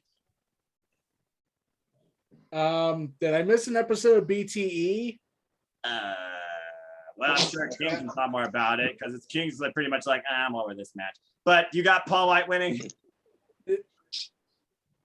Yeah. I feel like we'd be foolish to go against Paul White just because of the circumstances here. What does Marcel have to gain by winning? He's a great wrestler. Had great matches. I think I know how QT could pull it off. Go for it. He's not under no compete clause, and he did give Paul White his last few good matches. No. You know that'd be tempting to them. It probably would be, but he's already got a big freak in his factory and Nick Camarado, and it seems like Braun Strowman might more so be going towards Impact. But we'll talk more about that on the next view when we get more details. King, I feel like you're just going to sum this up literally in one sentence because you already seemed laid back for this. So who you got?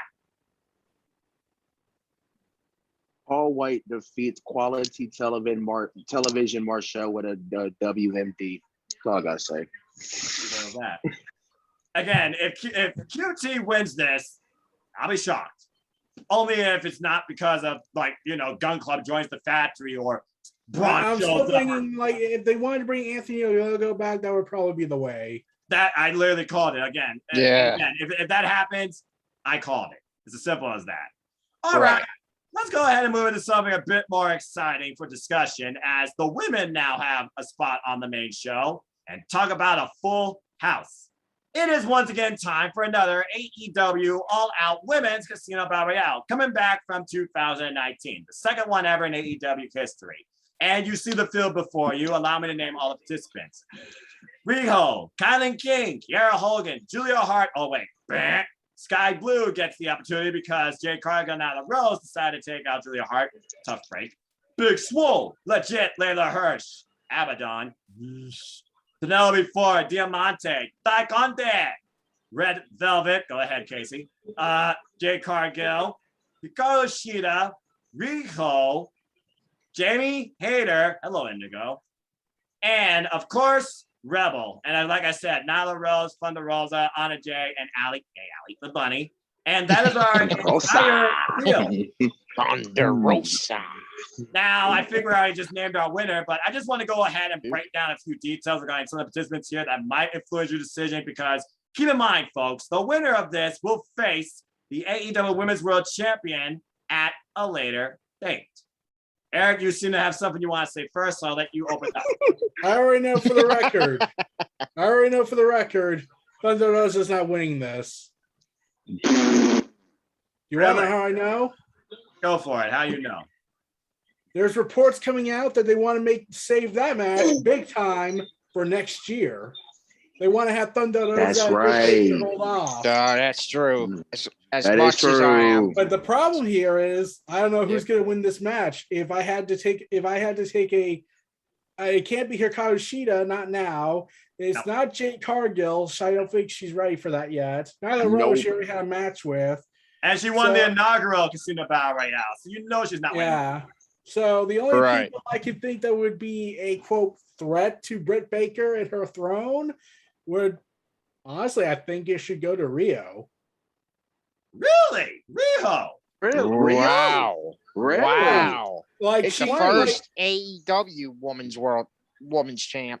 And Britt Baker and Riho have never faced each other one-on-one. Keep in mind, no, they haven't. Several of these women have never even faced Britt Baker in one-on-one action. Nope. Nah. Not at all. I could also say Layla Hirsch if for no other reason than for her performance at NWA and Power.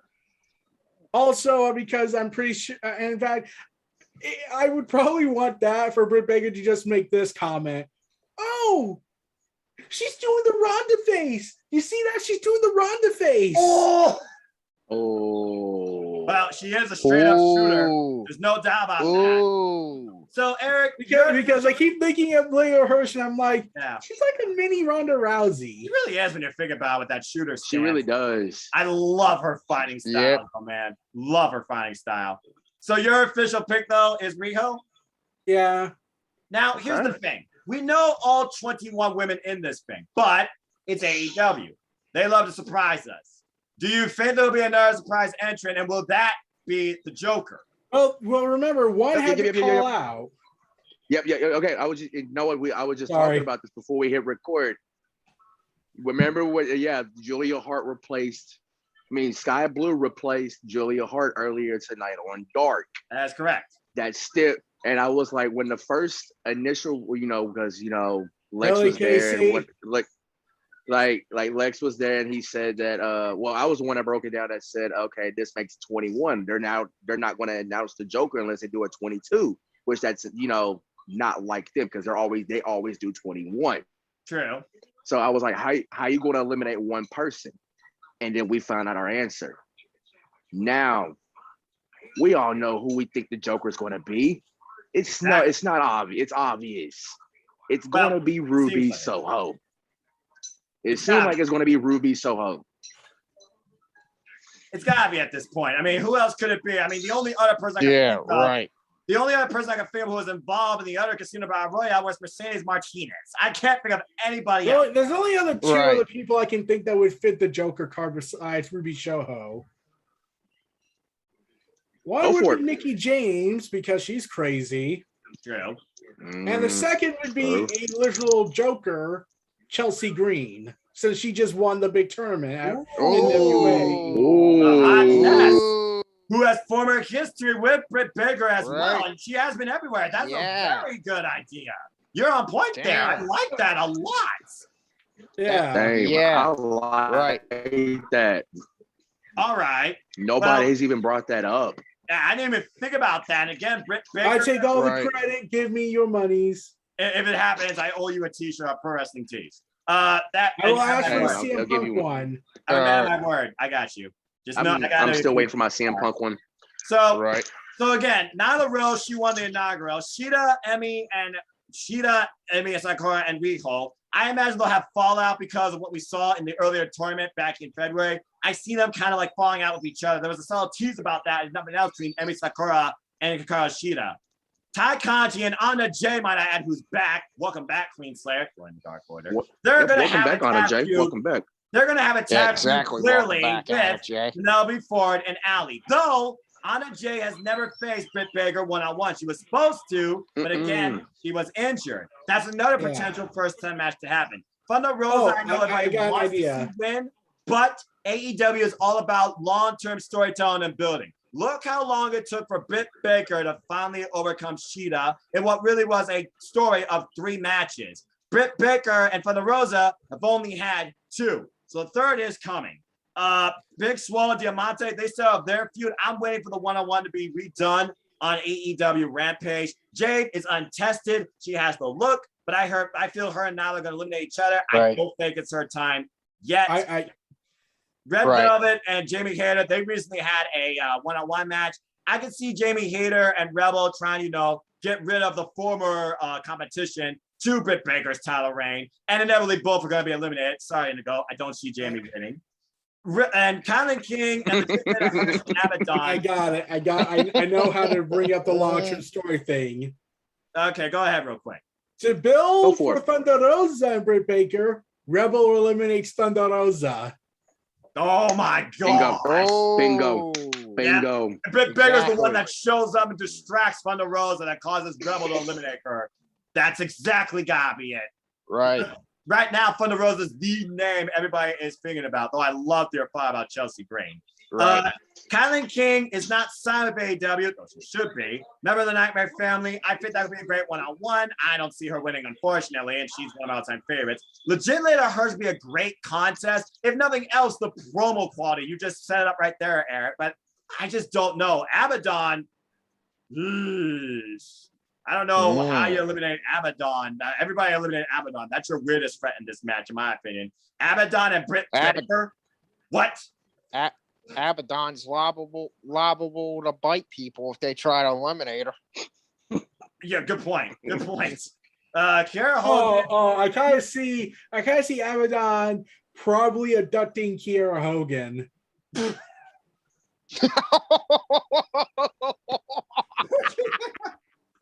She goes from the undead realm to Abaddon's Prince.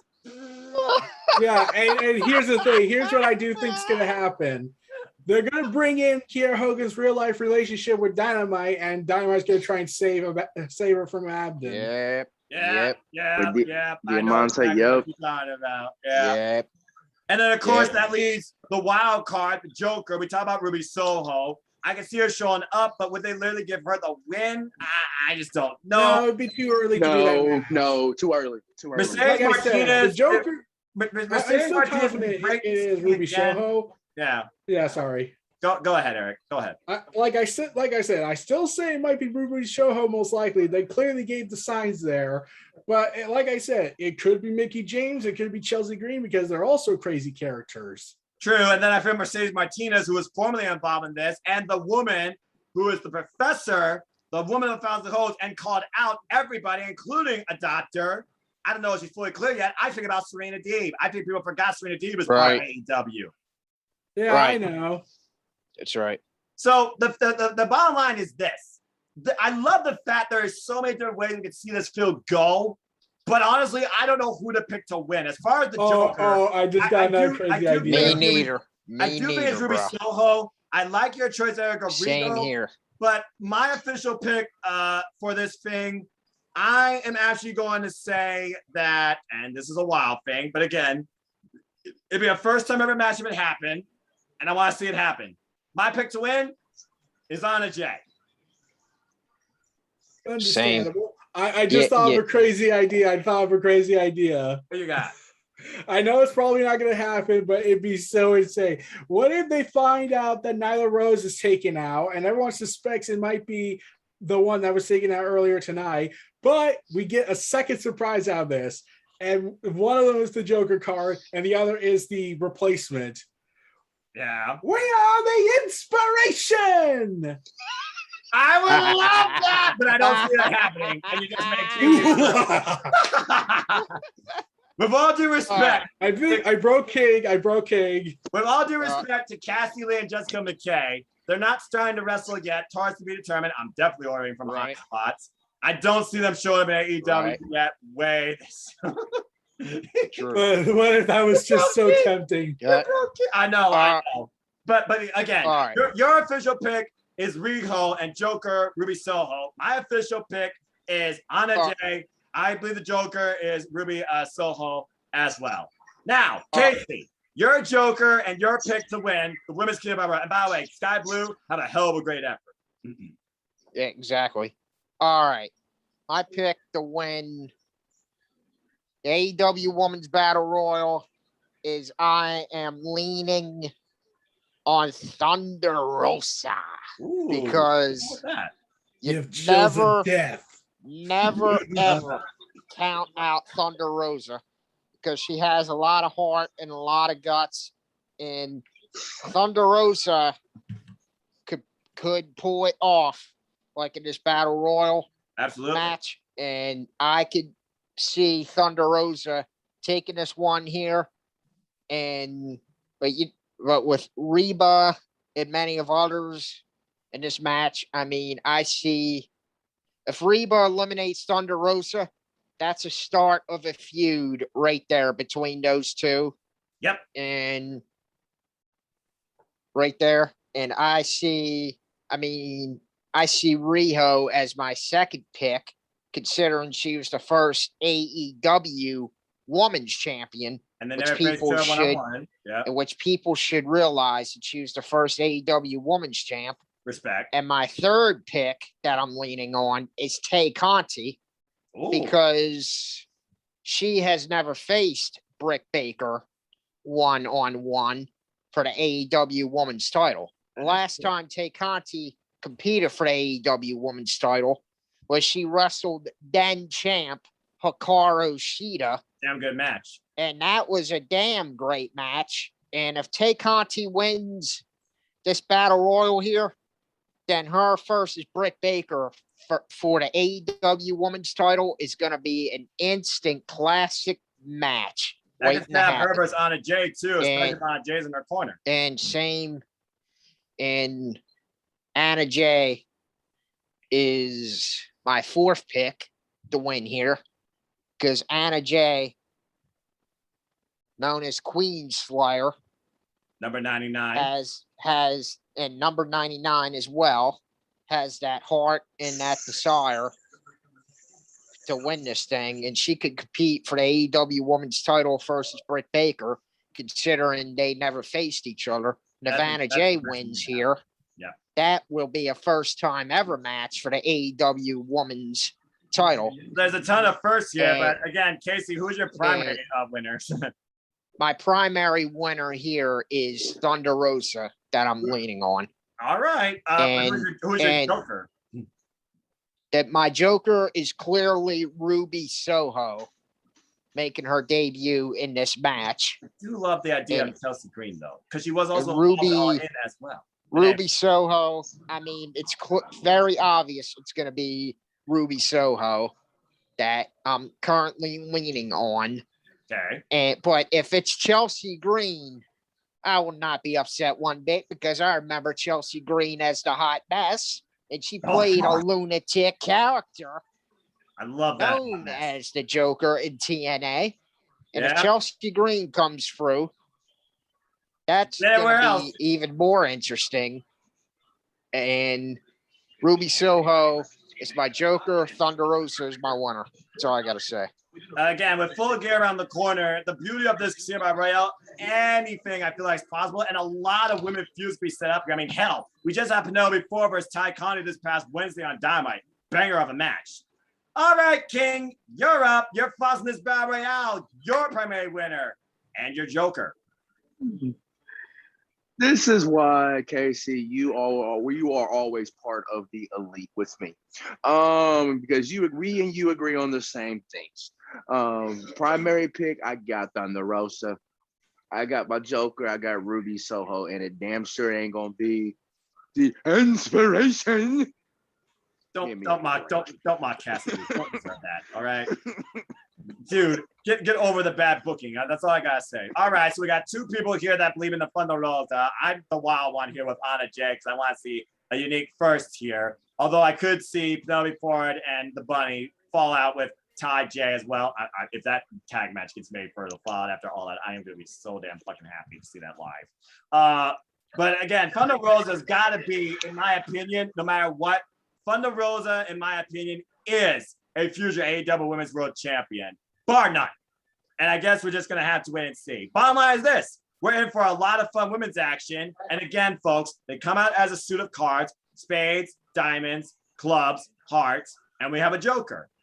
And maybe someone else gets taken out. Maybe Nyla Rose and Jade Cargill rip each other's throats. Maybe Vicky yells in Smart Mark Sterling's face. Excuse me!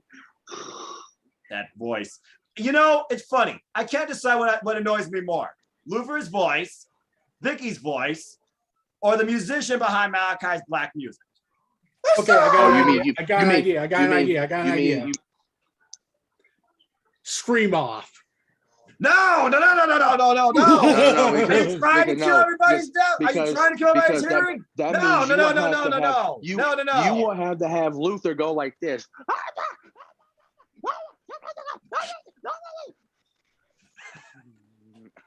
Oh Lord, we're in for some crazy shit in this battle. Also, I want to bring in some good news for everyone. I know we start off this ATW View with the sad passing and memorial honoring of Daphne and what happened, but I have some good news I want to propose. Oh, please do.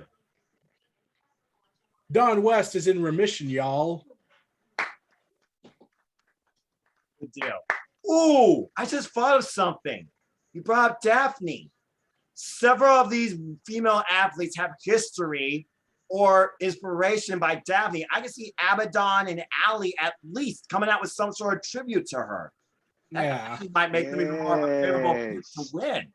Now that I think about it. Abaddon versus Britt? Can that happen right now? Nah. No. I mean, the way that Sheila and Abaddon was set up was pretty crazy in itself after freaking successful defense against Penelope Ford, and then she came out on the stage and licked the title. Ugh. The bottom line is this. Abaddon is a future AEW Women's World Champion too, mark my words, and Lord help that entire division. And I would not count out Serena Deeb as well, being the Joker, but Ruby Soho does make the most sense. I stand on my case, but the beauty is, at least this division is wide open with a ton of incredible talent and competition and potential challengers. And first, I might add, for this champion. And potential free agents if enough firing happens in NXT. Yep. By the way, I see it as this. WWE stupidity is the wrestling industry's game. Simple as that. All right. Let's go ahead and move on from there into another match here. King, you're on point. We're going there. Since Las Vegas, where they first officially declared themselves all elite, and before then, no matter where it's been, America, Mexico, AAA, and now for the AEW Gold, these two teams of brothers have only one thing in common. They will literally do absolutely anything to outshine the other. Let me say something here. Let me say something first before King can give his thought. King, I'm disappointed in you. Uh-oh. You're wearing a penis shirt. I'm wearing an actual Bucks shirt. Oh, but hey, at least we're still elite. I still got my Young Bucks shirt in my bag.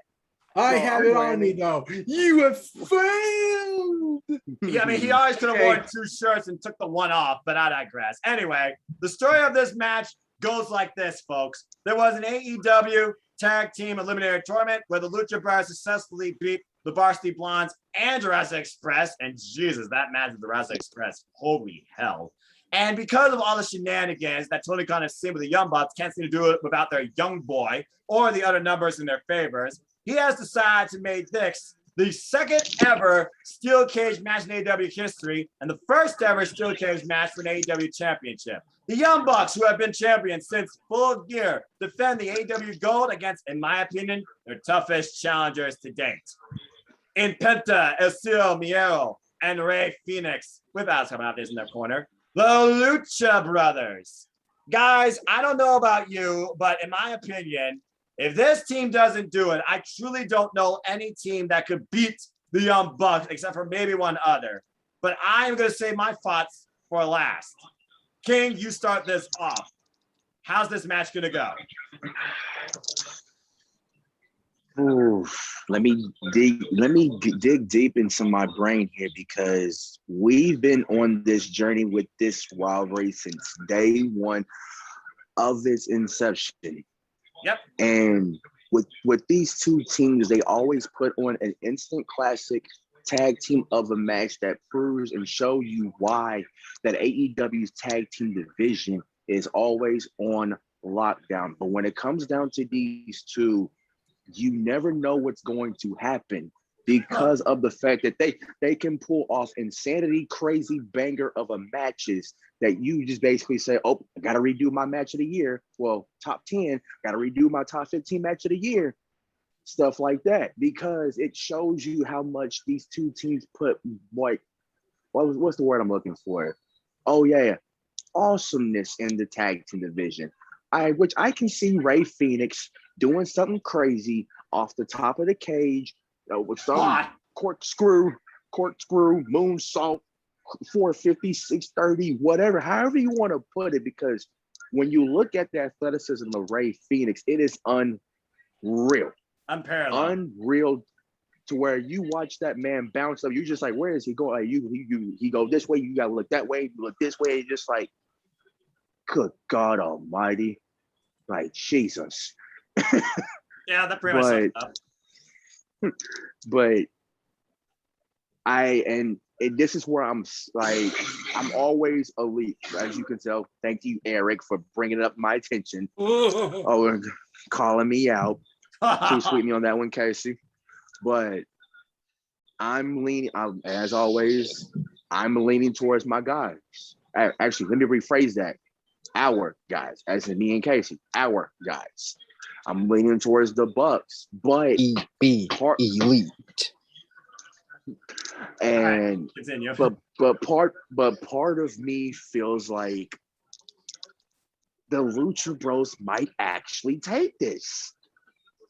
They might actually pull this off. I don't know why, but I've been thinking about it. It's just like, they've been I've said it on multiple times. Like they should be able to have at least an AEW Tag Team Championship run in their resume.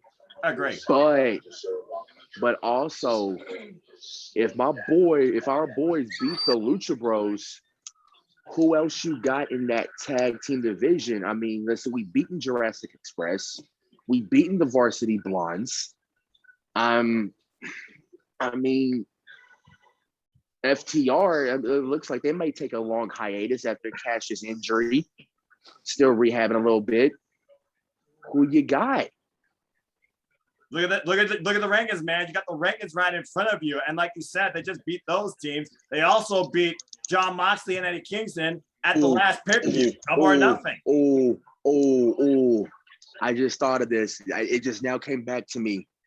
I was talking with a friend a few months ago, and I really do think if the Young Bucks beat the Lucha Bros in Chicago, Santana and Ortiz got to be next.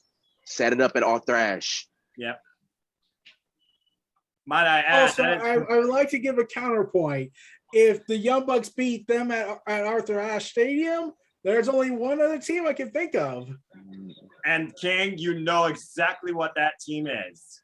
G-O. Oh no, not them. No? Nope. Then who else? The team of I don't know. Damn, Punk and Bryan Danielson? Yeah.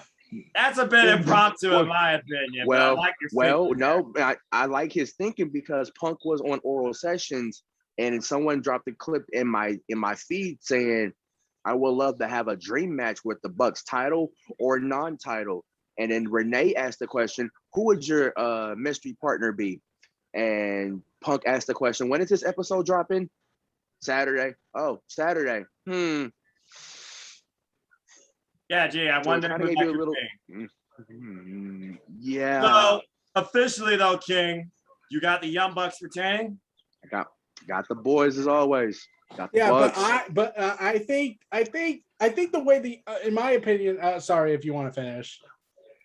No, go ahead. I was done. Go ahead, bro. I do think the only way I see the Young Bucks winning is just so they can have a tease of guerrilla tactics after the match. They come out and do what they did with the Good Brothers at New Japan during the USA show Resurgence, have this confrontation out, and the Young Bucks will be like, come on. And the Gorillas are just like,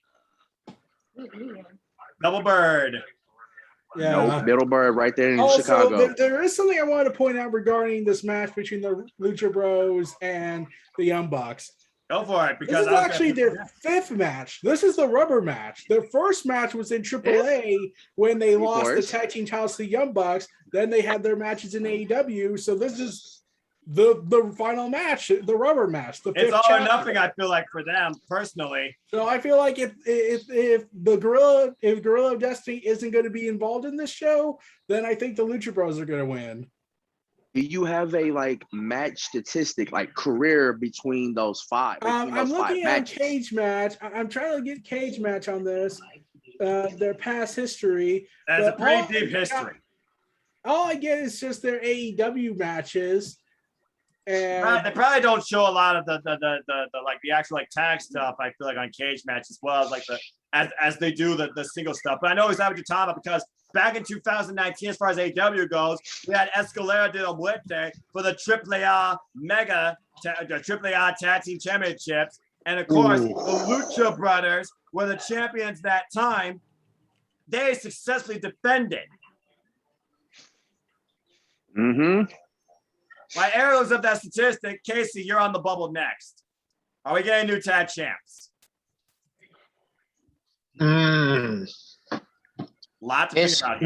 This tag match could go either way here for the AEW World Tag Team titles. Because both of these tag teams are both very good, and the Young Bucks and the Lucha Brothers. And it's going to be a very competitive tag match inside the steel cage match. I mean, I can't choose a winner in this match. I mean, I mean, if the Lucha Brothers pull this off, I will not be shocked at all if they pull this off. How many more times do the Lucha Brothers need to face the Young Bucks before they actually beat them for the titles? But if the Lucha Brothers fail to pull this off and Guerrillas of Destiny's entrance theme hits, that's going to be a pop of the night right there when they go face to face. Oh, please. We already know what the pop of the night's going to be. With the Young Bucks, like right there. And Lucha Brothers and Young Bucks for the AEW tag team titles. As much as I'm rooting for the Young Bucks, with the Beat Elite. I mean, it's hard to choose a winner. But anyway, good luck to the Young Bucks. Hope they pull it off for the versus the Lucha Brothers. I don't know. I clearly don't know. But anyway, this match could go either way for the AEW World Tag Titles because they're both phenomenal tag teams. That's all I got to say. All right, that's fair enough. It seems like you are leaning towards the Young Bucks, so I'll go on with that. So we got 2 Young Bucks over here, but you guys still are very conflicted. Yep. Again, like you said, there's only been one other match to beat the Young Bucks since being involved in AEW. That is Proud and Powerful. And Proud and Powerful coming off an incredible classic with FTR that I believe, King, you're right. It's going to wrap FTR for a good little while now. And it was FTR that previously had these titles, and the Young Bucks beat them for the titles back last year at Full Gear. Full Gear. The thing is, GLD showed up on NJ turf. That is their turf. At Resurgence, they confronted the Good Brothers, who, of course, have the OG Bullet Club history with the GLD. I get what you're saying about the Young Bucks and GLD and how much history they have, too. But GLD showing up in Chicago? I just don't see that happening. So I'm going to be looking at just the AEW landscape here.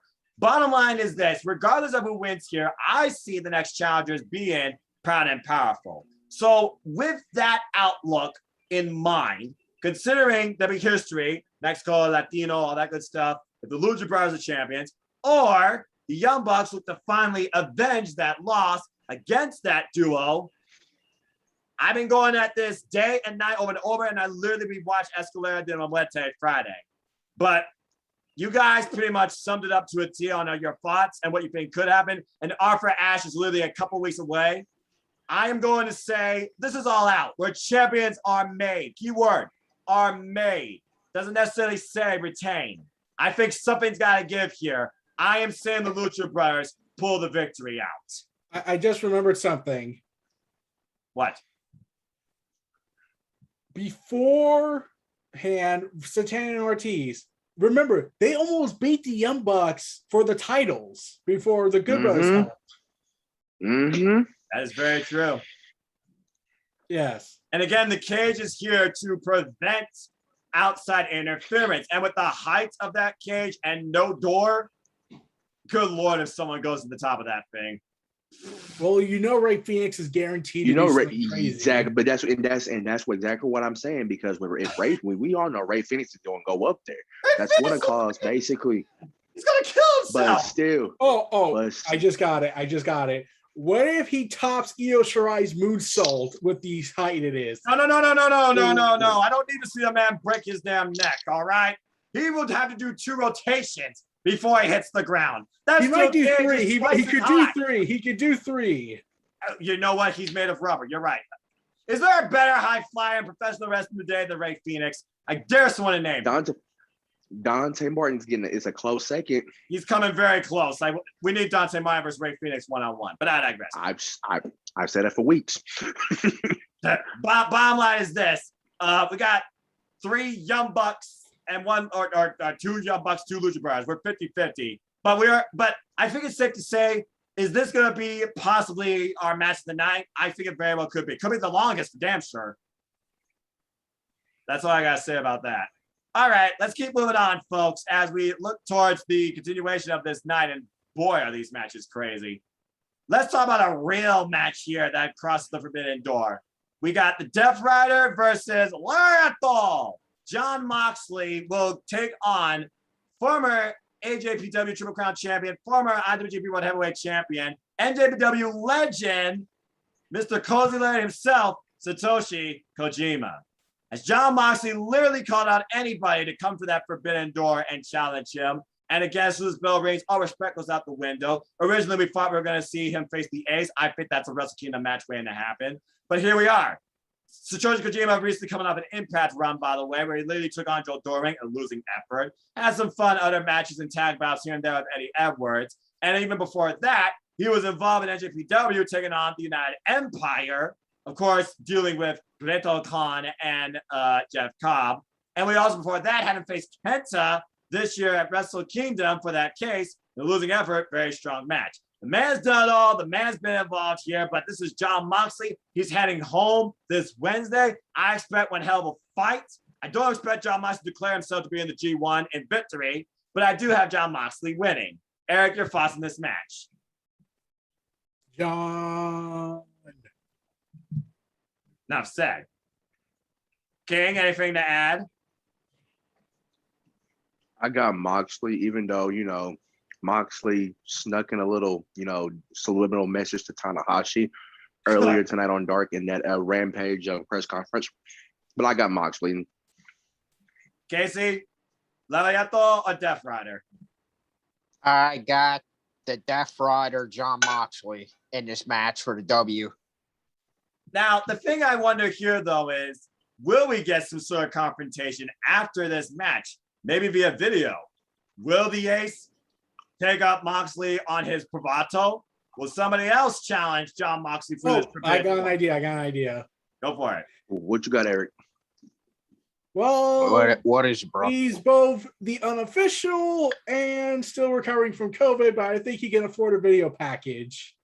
Will Ospreay. That little white car had a U.S. belt. Yep. Will Ospreay versus Jon Moxley. Inevitable. Get well soon, Will Ospreay. Bottom line, though, Jeff Ryder, the boogeyman as he calls himself, big game hunting, he's about to claim another legend. I got Jon Moxley as well. This should be a hell of a good fight. Yep. All right. But speaking of legends, and probably the end of one. Eric, that's why I'm giving you this match, because I'm going to it next. Literally, I talked about AEW being the story of the Hangman. I think now it's safe to say AEW has been the story of Le Champion. And this very well could be his last dance. MJF versus Chris Jericho. And if Jericho loses, he will never wrestle again. Eric, I can talk about the history all I want, but I said I'm giving this to you. Take it away. The story that's been going on since 2019, to the point that they even addressed the promo joke of everyone's favorite favorite past wrestler and bringing him moving to Guerrera, but Moving and then even involving Nick freaking Gage Good and his God. iconic pizza cutter Good for Lord. Domino's. Not coincidental at all, I'm sure, but continue. Yeah, but I'm gonna say I got two big predictions for this match. Go for it. MJF's gonna retire Jericho, but Jericho's gonna have the last laugh in this. And how is that? How is that? Yes. Brian Danielson. Yes. Yeah. And running knee to Brian Danielson, and Jericho does the Judas effect, and Brian Danielson running knees MJF at the end. And the ultimate pop of the night. But you got Jericho officially retiring. Yes. Damn. Casey, ever since their light banter back in 2019, and when MJF was Cody's best friend, he and Jericho have somehow always been involved with each other. He invaded the inner circle, literally tried to strip him inside out, built his own, and literally took Jericho to the limit at his own game. Literally making Jericho go through hell and back in a losing effort, and now Jericho literally is in the same situation he was in 2019. He said he must beat the Hangman. He did to become the world champion. Now he says he must beat MJF, but this time he's putting everything on the line. Is this Jericho's last wrestling match? Oh God, I just thought of something. Before King. What is it, Eric? Okay. let's do a callback. MJF wins. Sammy throws in the towel. Oh, hell no. Hell No. I will Sammy. destroy No, emotions. Sammy was the No. one that said we surrender at Blood and Guts, and MJF still threw the man off the cell. Sammy is not going to let Jericho like that go out. If Jericho goes out, he's going out on his own horse. That means But imagine if they did that. Right. Just a callback to when MJF ruined Cody's life. I know. Casey, is this Jericho's last match? How do you feel? Is it Chris Jericho's last match? I don't think it is, though, because I think, to be honest with you, for his age, I think he's got plenty of left in the tank, and I think he's going to continue wrestling until he feels like his body can no longer handle it anymore. I see Jericho finally getting the W over MJF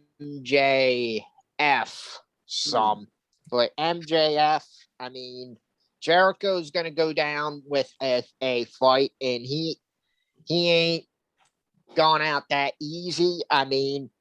Chris Jericho, when you get down to it, I see him saving his career by picking up a W, and I think when with his body can no longer handle it, he's going to retire on his own terms. I don't think it's going to be this soon and all this stuff. MJF, I wouldn't put it past him. The guy's a great heel character, but I see MJF taking a loss here with the Judas effect by Jericho.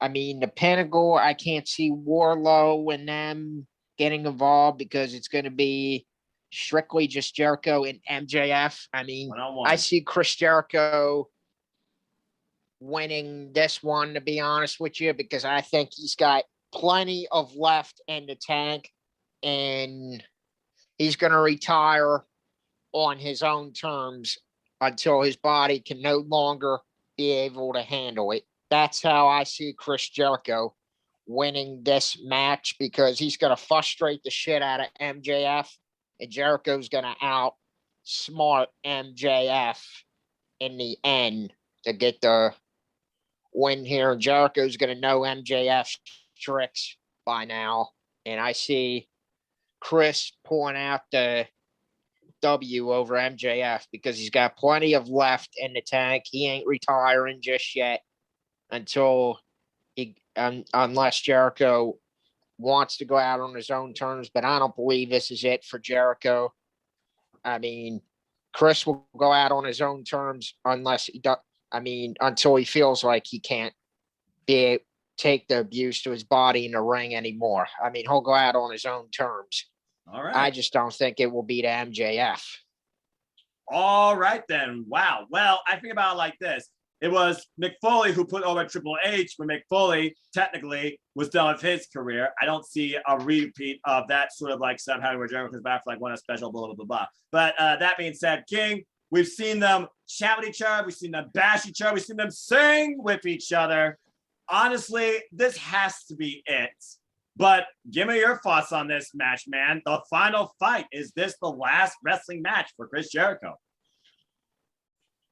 No, it is not the last match of Jericho, because I want to call it back to Rock and Austin's WrestleMania rivalry. Remember, if you can recall, WrestleMania 19 build up that The Rock said that the one thing that he has not beat in his entire career was beat Stone Cold at a WrestleMania.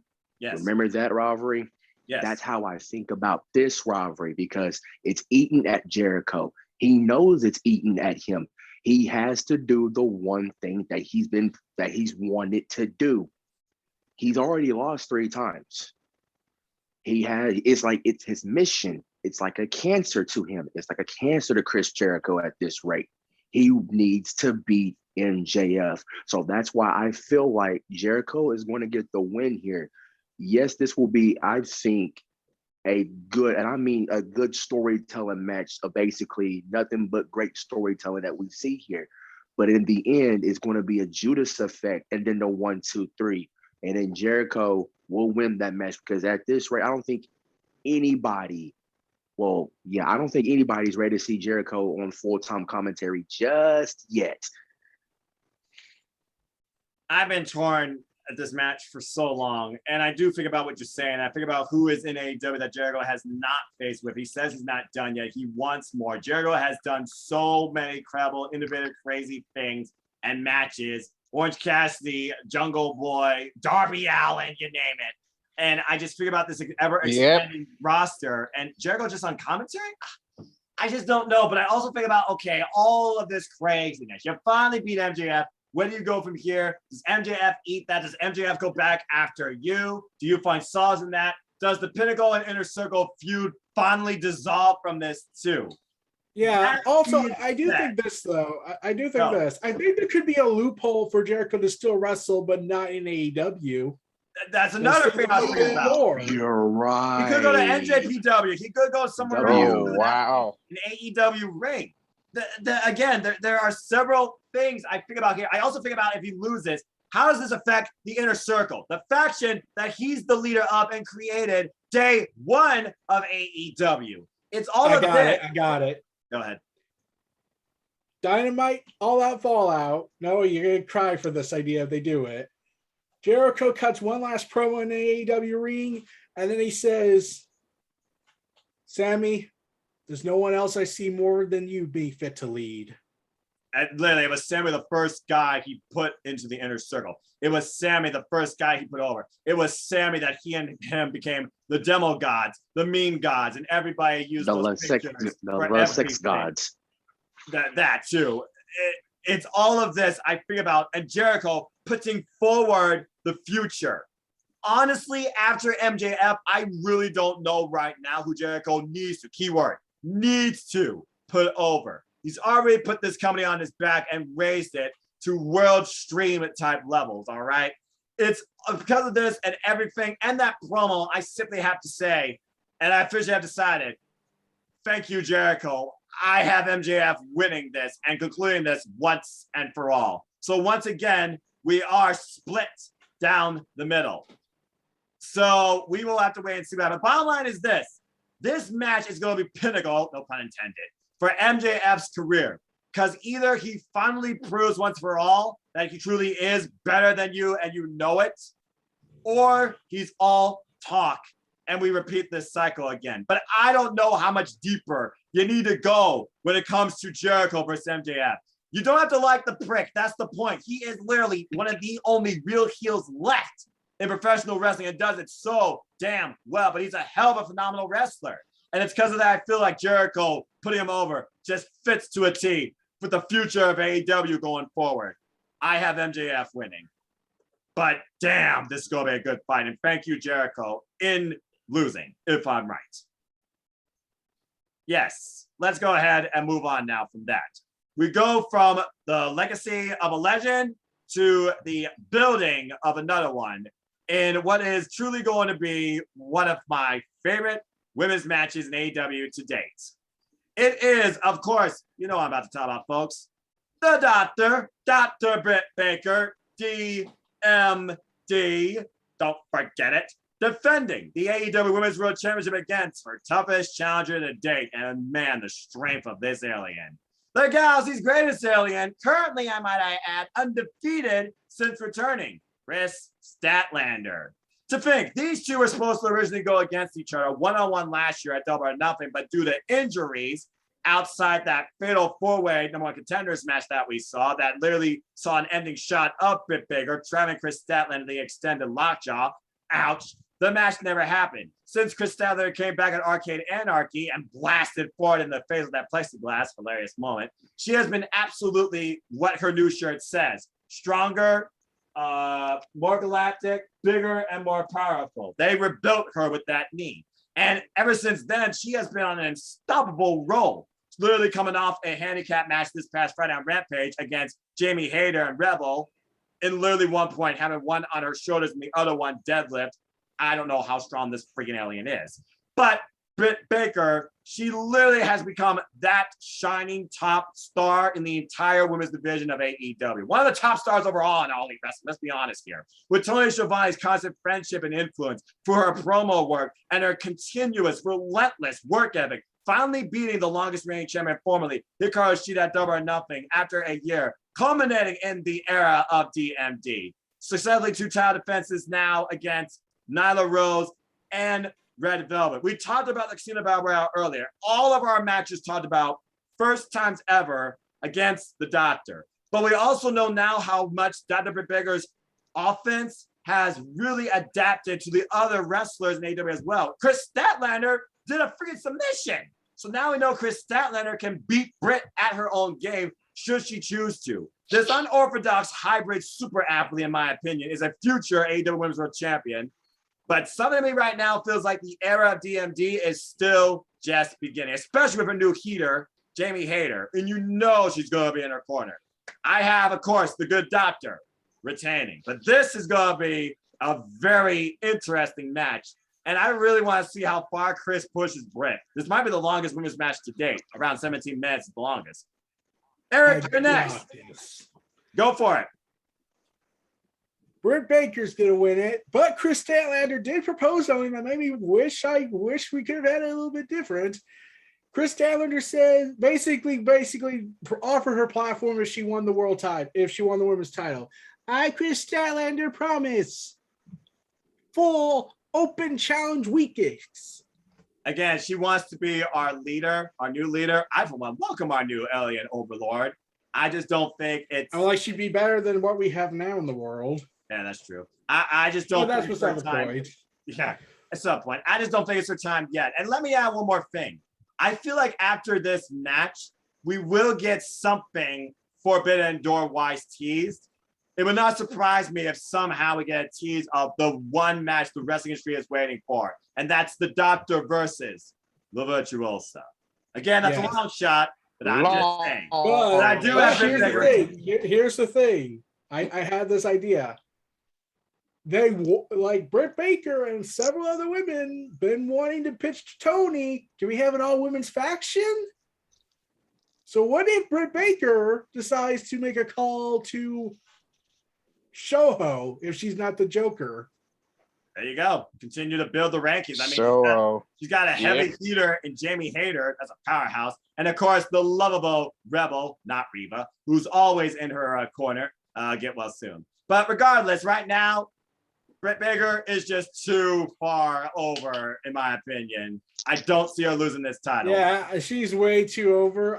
Like I said, I see it happening next year when she drops the title to Thunder Rosa. Yeah, if it's not Thunder Rosa, in this order, Thunder Rosa, Chris Statlander, or Ultimate AEW build, Anna Jay. No. Here's what I think. This is what I said. And Thunder Rosa liked the tweet. So I have back on this. Ooh.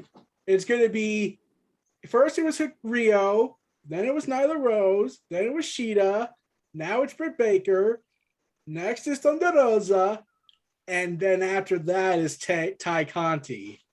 Oh, I love that. Ty Conti is and Thunder Rosa like my tweet. Therefore, I win the debate. Everyone. It is out of here. Well, why don't we go to the biggest Ty Conti fan I know in ATW? King, you're next. Your thoughts on that future, but for now, is Britt Baker retaining? Of course she's going to retain, fellas. I mean, like you guys said, she's way too over with the crowd. I mean, yes, they're going to give us a very good match, but Britt is just too over with any crowd, any city that she goes to. She is just too over. And the fact that she's just a good champion, and then next year we're gonna have Thunder Rosa and then Ty Conti, like Eric said. Sign me up for it. I'm down with that. But as far as tomorrow night go, I got Britt retaining. There you go. again, Casey, Chris Statlander, she has been absolutely incredible. But honestly, I've been waiting for her to feud with somebody that's as overdosed as her. I want to see her feud with Abaddon. Maybe that could be a direction they go. But your thoughts on tomorrow night? Do you got Britt Baker retaining over the Galaxy Space Alien, one way or another?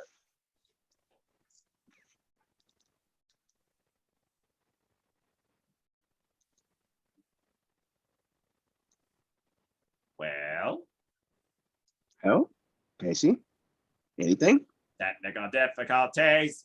Casey. Yeah, all right. There we go. All right. All right.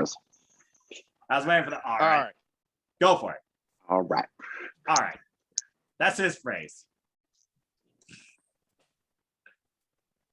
And he's frozen. All right.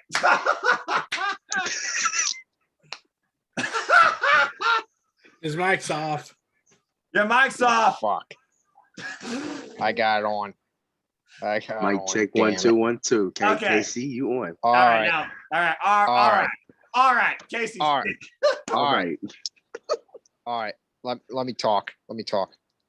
Who I got winning in this match between Dr. Britt Baker, DMD,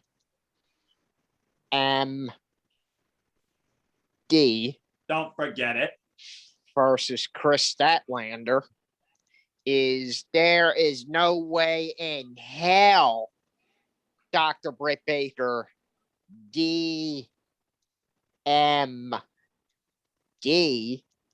is going to lose that AEW Women's title to Chris Statlander, because Dr. Britt Baker, DMD, is way too over with the damn crowd. It is too early for Chris Statlander to win that AEW Women's title. I mean, it's not Chris Statlander's time yet, but I believe Chris Statlander is going to bring out a hell of a match in Britt Baker, because Chris Statlander is going to be Britt Baker's one of her toughest challenges yet. Yep.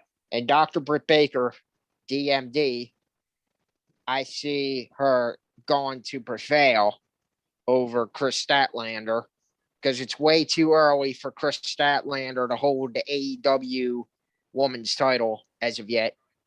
But who I see dethroning Dr. Britt Baker, DMD, down the line is Thunder Rosa. There you go. And Thunder Rosa, I could see dethroning Dr. Britt Baker, DMD, is because Thunder Rosa is a serious threat to the AEW Women's title. And if Thunder Rosa wrestles for the AEW Women's title, I got Thunder Rosa winning that one. And Thunder Rosa, well, it will easily become the new AEW Women's title champion over Dr. Britt Baker, DMD, down the road, because Thunder Rosa will make a great champion. I mean, but right now it's Dr. Britt Baker, DMD's era. Let Dr. Britt enjoy her era, because it's the era of DMD, and Thunder Rosa, I can see, will be the next AEW Women's Champ down the road. Oh, I just Right got there. something. I just got something. Go ahead. I think I know what Britt Baker should do to beat Chris Statlander. What would that be? The last shot? Yes. Not The the last last shot. shot. Last The shot. last shot. Well, I mean, hey, she previously had her locked in the lockjaw. Chris Statlander is going to know how to counter that. Chris Statlander. Yeah, and remember, Adam Cole Yes. used the lockjaw. Yes, he did. Yes. Hmm? On Kyle O'Reilly, he did use lockjaw. And you know that Jamie Hayter and Rebel are going to be in Dr. Britt Baker DMD's corner. It's going to be Chris Statlander versus the world, literally. Again, Chris. I mean, your Chris future- Statlander has no chance in hell in I wouldn't winning say- over Dr. Britt I Baker. wouldn't say that. One, she's going in 100%. This is her second ever Yeah. AEW Women's World Right. Championship match. Last time Right. she faced Nyla Rose, less than 100%. Back at Revolution last year, she nearly won the damn thing. Yeah, but exactly. I do Exactly. think Thunder Rosa is going to try and take out the help that Britt Baker has.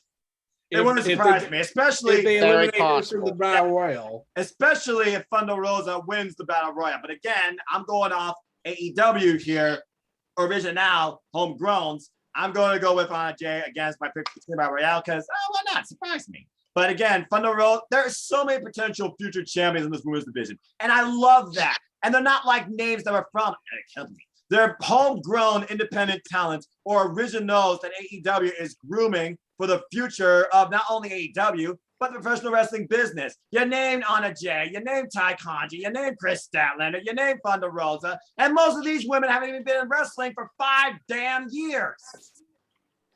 Mm-mm. I rest my case. But AEW anyway, I got Dr. Britt winning this match. So Rest my case. again, gentlemen, we are all in agreement here. The winner of this match, in our personal opinions, is going to be Dr. Britt Baker, DMD. All right, good stuff. Let's go ahead and move on into, you know what? It's funny. You think about pay-per-views and what should be your headliner, right? The World Championship match, right? But in my opinion, there's a match bigger than that. They keep calling it a dream match. They keep calling it truly something that you thought you would never see. So before we talk about that, we're actually going to talk about the world title match first. No disrespect to either of these men. But it is time to talk about the AEW World Championship match that goes all the way back to day one of Don Callis. As, by God, Kenny Omega, the best bout machine, with Don Callis in his corner, defends the AEW World Championship against the man out to outwork everyone, and the current Impact World Heavyweight Champion, Christian Cage, who might I add And also won in 601 days and won. daggone right. And also Christian Cage, currently in AEW, undefeated. So it comes down to this, gentlemen. As we saw on Rampage, he was able to outsmart the best bout machine and remove gold from his collection. But this is the gold of this company. The man that's out to outwork everyone looks to defeat the absolute best when it truly matters. And Kenny Omega has been unstoppable since winning this title back last year in December against Jon Moxley, opening this forbidden door to begin with at Winter is Coming. And that's not a Game of Thrones reference. So with that being said, Casey, I start with you. Do we have a new AEW World Champion, or does Kenny Omega retain? I see Kenny, by God, Omega retaining the AEW World title over Christian Cage, the current Impact World Champion. Mm-hmm. And the reason why is you cannot take the AEW World title off of Kenny Omega at this time, because I think it would be a terrible call if Christian Cage got the You already know who the AEW chosen one is. World title yesterday. Tomorrow night with Kenny Omega. And 3, folks. Kenny Omega is going to retain the AEW World title with the one-winged angel he's going to beat Christian Cage with. And I see, the perfect person to dethrone Kenny Omega for the AEW World title is Adam Hangman Page. Adam Hangman Page should be the one to defeat Kenny Omega for the AEW World title. Full Gear.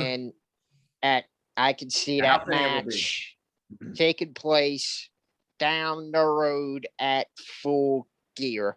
Because right now it is too early for Kenny Omega to lose the AEW World title. Here's who I see kicking out a one-winged angel for the first time. Adam Hangman Page is definitely going to kick out of the one-winged angel And this is going to be Kenny Omega and Don Callis' face. Oh, especially for Kenny, because remember, there's only one other person that's ever kicked out, and it's his brother, Kota Ibushi. Yeah. Right. And Adam Page, I see, is going to become the second man to kick out a One-Winged Angel. But I got Kenny Omega retaining the AEW World Title tomorrow night over Christian Cage. Because it's too early yet for Kenny Omega to lose the AEW World Title. Adam Page should be the one to defeat him for the title.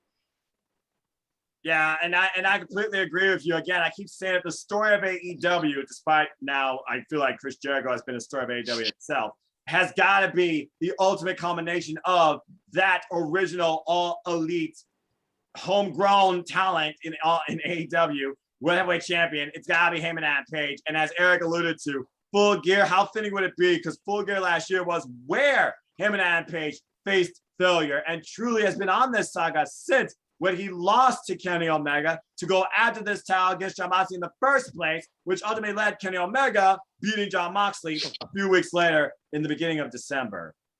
All right, well, this should be interesting. I saw both men just jotting around. So we got both men in the elite shirts, but literally he's wearing the cleaner shirt. So King, you're next. I know. You win for now. You cheated. I said the best cheated, for last. King. Anyway, King, talk. This is the best belt machine. This is the belt collector. This is probably the greatest pro wrestler of this generation. This is Kenny by God Omega, taking on a very renewed Christian Cage, who has been on one hell of a roll. Your outlook on this match, who's leaving with the gold. Can I be honest here for a second? What? When it world title matches that we've had in AEW, I can't believe I'm going to say this, but this may be the weakest AEW title match that in its existence. Ouch. Damn. Oh, that's harsh. And it's basically no disrespect to Christian, but yeah, I feel like Christian is going to, I feel like Don said it. Christian's going to have his 6-star match, but it's going to end up in a losing victory. I mean, yeah, he did beat Kenny at the first ever Rampage but that was for the Impact World title. Kenny will do whatever it takes to keep that AEW World title around his waist because he's already seen that slow domino effect come into play. Yes, he did retain the AAA Mega Championship, but he will do whatever it takes to keep that AEW World title around his waist. I feel like in this case, Christian just basically he's going to get his 5-star, 6-star match with Kenny, but he's going to end up taking the L with the One-Winged Angel with the 1-2-3. Kenny retains, and then we move on and we get the Hangman and Kenny Omega at Full Gear in St. Louis. Well, date to be determined and also location to be determined. Last night I checked, it wasn't on the website, but I mean, with Kenny Omega, who's essentially defending this against Moose, who's essentially defending this against Jungle Boy, who's essentially defending this against Pac and Orange Cassidy in a triple threat affair. That was some pretty harsh criticism you had there against Christian Cage. Oh, and might I add, Jon Moxley in exploding barbed wire death match. That was a pretty harsh criticism. We don't talk about that because of the ending. Yeah, we're not going to talk about it. I look at the match. I know people only remember the ending, but damn it to hell, the ending, fuck it. I'm not monetized, so I could be on. I blame the production company that AEW can't reveal the name of. Yeah. I wonder why. Anyway, moving on. Bottom line is this. Harsh words for Christian Cage, but again, I agree with both of you. I believe the cleaner is going to retain too. All right, Eric, you've been teeing and thinking all day. I'm sure you're thinking more about. I guess several predictions. Go. All right, here's the deal. Oh, Kenny Omega is going to win, but something's going to happen after the match. That's what we're wondering. Because if this closes the show, boom. Do it. See. Big angle. There's so many different ways you can think about this match. New talent to AEW. Bullet Club Civil War further teased. What is the ultimate ending we can expect here at the Now Arena from AEW All Out? I don't think it's going to be a traditional ending. I really don't. Switchblade. Like, And boom, Because- you set up your match. You set up the match. But and I I keep can go saying a it. little bit further than that, since that would be a quick discussion. Yes. But Full Gear, I see Hangman dethroning Kenny and kicking out the One Winged Angel. And after Hangman celebrates and goes into the back having a party with probably Adam Cole and the Dark Order, getting drunk, the Elite look at Kenny, walk out on him. Kenny's all alone. And then the lights go out and the Fiend arrives. Ooh. Ooh. I thought you were going to go with a white light like Kota Ibushi somehow. Nope. Just talk to him. Oh, You went or the some- opposite way. Let him in. But The Devil. No, Don Callis will save him from that. But again, is No. Eric predicting the future or fantasy looking at reality? You want to know how he should show up? Like how What? Kenny Omega calls himself the One Winged Angel, aka Sephiroth. Let's have Bray Wyatt descend from the arena with black wings, call himself the Fallen Angel. oh my god. And you just The Oh. Fallen Angel versus the One Winged Angel. there you go. The ultimate in Damn. the Battle of the Angels, man. Again, that's Damn. an anime movie waiting to happen. If not, I call it the Yes, it War in is. Heaven. The War in Heaven. yeah, In on heaven. Earth. Bottom I line, like but the bottom line is this: we are in for a hell of an angle. I feel like towards Full Gear, where ultimately it could be Kenny Omega's last championship affair. It is where the tag team titles changed hands and the Young Bucks gained the gold. So as the Elite gained gold last year, the Elite loses gold this year at the pay-per-view. I think that'd be a fitting storyline, especially because right now the Hangman, of course, we thought he was going to be in this spot. He's not because, again, he's having a child. Congratulations. And AEW, they went against my brain in obvious convention, which really surprised me. And I don't hate it, but yeah, I just don't see Christian Cage beating Kenny Omega, despite the fact that history with Don Callis alone with these two men is all the way back to the very beginning of time, it seems, where he found a 10-year-old Kenny Omega versus a Christian Cage wrestling for his promotion, being the better man. And do you think Don Callis regrets that decision? No. I don't think nobody does. Well, again, I feel like there's a lot to think about in this world title, but I feel like we could talk all night about this match that doesn't need a title. It is simply a pro wrestling match you thought you would never see. Chant it if you will. CM Punk, CM Punk, CM Punk, Damn. back to professional wrestling. Ultimately testing himself to see, are you still the best? Can you still be the best? Taking on one of the best in AEW since the beginning, Darby Allin. And it will be 1-on-1. I don't even know what to say about this match as far as the storyline goes. I know what I must say. But it sounds like Eric right here has more than enough to say. And to me, I'm going to say it. This is the biggest match on this entire pro wrestling card. I am I not going got to say some anything. things to say, and I will Eric, say it. You got something to say? You better say all it now. had Forever shut up. ATW View without me regarding the CM Punk talk, and I still protest not watching it, I can't just for please the hell of it. Yeah. But I dubbed CM Punk's return as the end of the rebirth period of wrestling, and we are now in its reign. I think that testimony by CM Punk is enough said, but continue your thoughts. But I think CM Punk's going to pull the win. Darby Allin's been built up enough that he can take this kind of loss. I even kept advocating that Scorpio Sky and Ethan Page should be in him and Sting. Like, that's how protected he is at this point. Agree. I agree. But you got to factor Sting's involved.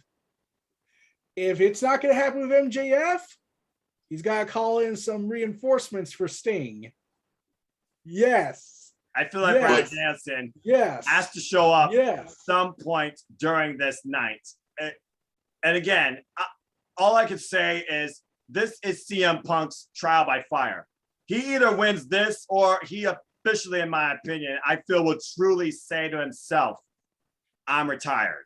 Because again, this is a professional wrestler's return to professional wrestling after 16 years. And he's after going he after retconned sports entertainment out of his life. and he's going after somebody where he felt like if he was 15 years old, this guy would be his favorite professional wrestler. What Darby Allin says, he believes he should be the last versus the first, and he believes he knows what he needs to do to beat CM Punk. And might I add, this past Rampage, he did a fucking Pepsi twist. All right? We finally saw CM Punk do a GTS. That's it. Yeah, that was a fun. moment in itself. Go ahead. But you gotta remember, all you had to do to sell this match was just reference Punk's nickname, and you sold out the entire arena for the first dance. Hey, let's just do some references. Like WWE is like, we will sell out Madison Square Garden, we will sell out WrestleMania with multiple matches announced, high-profile names. We'll sell it with an impressive build, or we suck at it, but we still sell out somehow. Whereas AEW is like, okay, we got a couple of references in. Tickets going to sell now. We sold out. Okay, that was quick. We're done, everyone. Call it a day. We sold out before we did any build.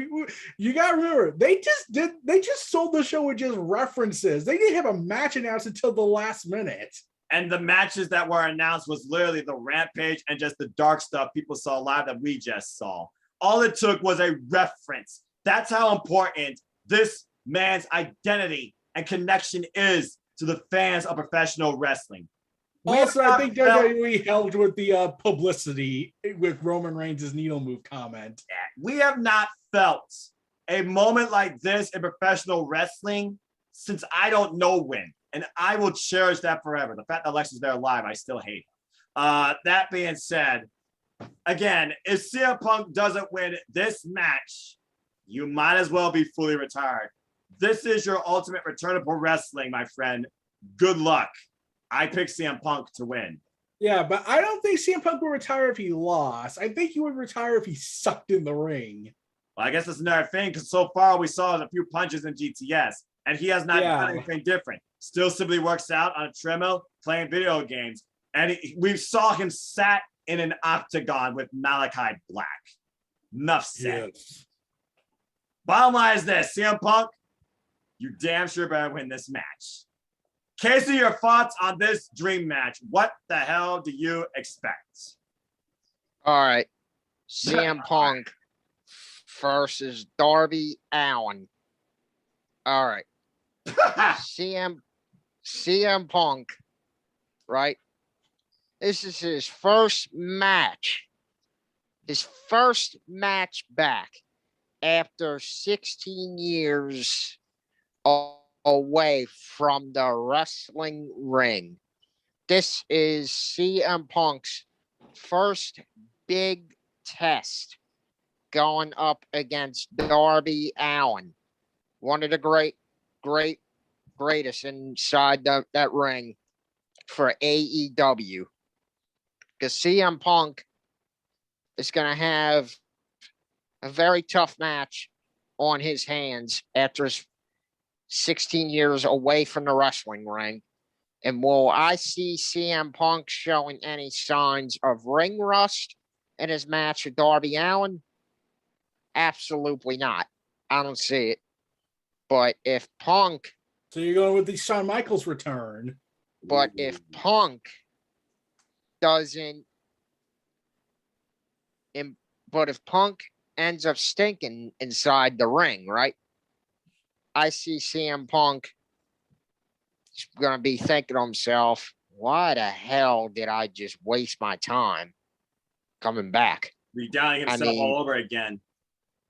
But he'd be having that same doubt in his mind all over again. And Punk is definitely going to put up a great match versus Darby Allin. And Darby Allin's going to give CM Punk a hell of a match that night with AEW being his first AEW opponent inside that ring at All Out. But who I see got winning here is I cannot see CM Punk losing his first match in Chicago. It's just not gonna happen. It cannot It's happen. just not going. It's just not gonna happen. In Chicago. You're gonna have a pissed off Union Center crowd in Chicago. If we lose this, we riot. I see the sign right. But you know what? I see CM Punk getting mostly cheered Sunday night, and Darby Allin getting booed during the middle of the match, which that never happened to Darby Allin. You wouldn't expect him to get booed at all. But considering it's CM Punk's hometown, right? Punk is definitely winning this match. I got CM Punk winning with the GTS Darby Allin. That's how I see it. I mean, again, Darby Allin, the guy's been thrown downstairs. The guy has literally coffin dropped for a coffin. He's jumped out of planes, jumped off bridges. He's gone through glass. And he's been thrown in a casket and drove through the road. Yep, he's literally been driven. Yeah. He's been Also, put in a body bag full of tacks. Yes. Yeah, I recall that. He ate them. Anyways. Whoa, what? Remember back at Fyter Fest? They shoved a bunch of tacks in his mouth, or was that Jimmy Havoc? That was friggin' Jimmy Havoc in the Cracker Barrel thing. And it was actually at All Out. Dear God. Oh, yeah, that's right. Damn. Okay. But I don't think Darby Allin will get booed. If anything, I think we're going to get Shield versus Wyatt type reaction. Let's go, Allin. Let's go, Punk. Let's go, Allin. Let's go, You Punk. got We're going to get that that back and forth chant, that face off.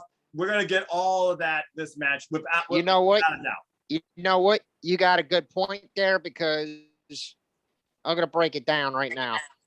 You're going to see half of that crowd for Darby Allin. You're going to see half of that crowd for CM Punk. And it's going to be very split during the middle of that match. I mean, it's going to be like a house divided in the Union Center in Chicago. Yeah, that's how it's going to be. That is I got how one more, it's going to I be. just realized I had one more prediction besides Brian. What is it, real quick, before we go to the King? Video plays. If Will Ospreay's not involved, then I hear your video playing and saying, "You, me, Arthur Ashe Stadium, GTS versus GTS." Kenta was calling him out on Twitter. Yep, and Kenta right now is not doing anything. He is MIA. By the way, for those that want to know, there's an all-out fan fest video where the Darby Allin, Jamie Hayter, Britt Baker, Christy Cage, and Mark Henry are literally talking all out. It just got uploaded on their YouTube channel because I'm watching. Yeah. That being said, King, this is it. Last match, last thoughts, last talk. Darby Allin, CM Punk.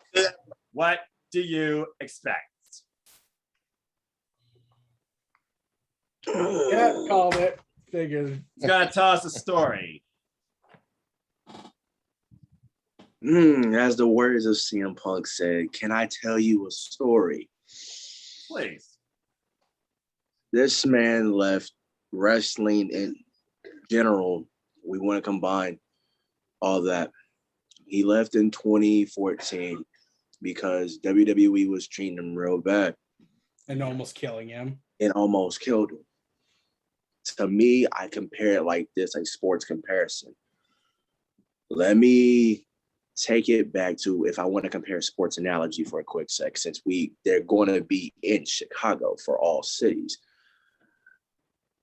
Michael Jordan led the three-peat Bulls in their first three-peat of success. When you look at it, Punk had a success in his first half of his career. Then he literally went away from pro wrestling. Michael Jordan went away from basketball. He went to baseball. Jordan came back. People doubted Jordan. They're saying, okay, you don't got what it takes no more. You left in the middle of your career. You don't have that. You ain't that same Michael Jordan. You ain't that same basketball player that you once was. And then all of a sudden, he proved all them haters wrong, and he got him a second three-peat. That's how I look at it when it comes to Punk. This is his second half of his career. It at this rate, it's either you can still go and you can still be the best in the world, or you just proving all these haters right and saying that you can't still go. You not the best in the world no more. You basically all that had that success in 2011 through 2014 when the summer of Punk. At this rate, how I looked at it, it's basically you win your match or bust when it comes to these people, these critics. But I want to see Punk win this because we haven't seen this man wrestle in 7 years. And to think we would never thought to this day that CM Punk coming back to professional wrestling was the most memorable moment that I could ever say in my 20 plus years of watching this sport throughout all promotions. That moment made me feel like basically like a kid again. It basically, and just like this company, it reignited my passion. It reignited my love for this sport. And when you see Punk coming back to professional wrestling in 2021 and signed with AEW, that's how you know you got to cherish that moment forever. And when it comes to Darby, like Eric said, he is protected. And I'm going to say this word, like I said in our WrestleMania ATW View, Darby Allin is bulletproof. He is bulletproof. Now, might as well. He had his TNT title run, which was good TNT title reign he had. I think he can afford a loss here to give that moment to Punk. But also at the end, you got to have, if you want to do that infamous handshake, bring Bryan out.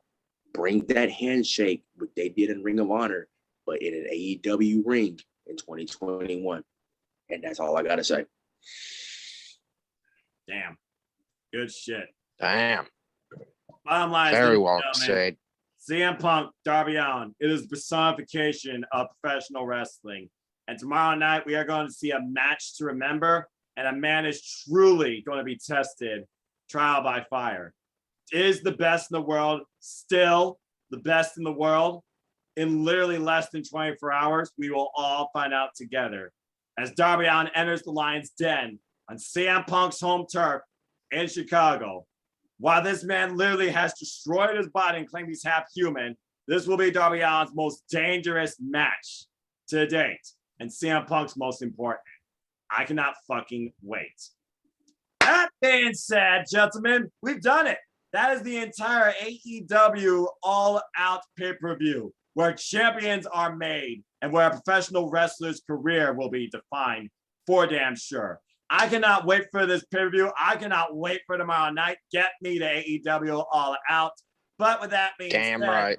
There really isn't much more to say. If you haven't ordered already, go to Fight. Go to your local cable or internet satellite provider. Go to the BR app. And if you have to, go hook up an HDMI cable and a laptop to your screen. Find a way to watch this with your friends, the biggest stage possible. Go to Select Movie Theaters where it's at. If you're a professional wrestling fan, this is one show you need to try and experience. And I feel you truly cannot miss from this alone. And the bottom line is this. We are ATW. We are, open-minded. We are biased at times. We rant, but we're also professional wrestling fans at heart. And I hope you all do take your time to enjoy this super extended all-out ATW View, where, again, I am the Superman Noah Foster. He's the Inquirer, the Inquisitor, the Bah of News, and Nearby Entertainment, Eric Brown. He is the all-elite, super elite King Anthony, King A-Train. And he is he is the Preacher Man, Casey Flynn. This has been your ATW panel for tonight, where all things wrestling bring us shock, awe, disgust, and delight.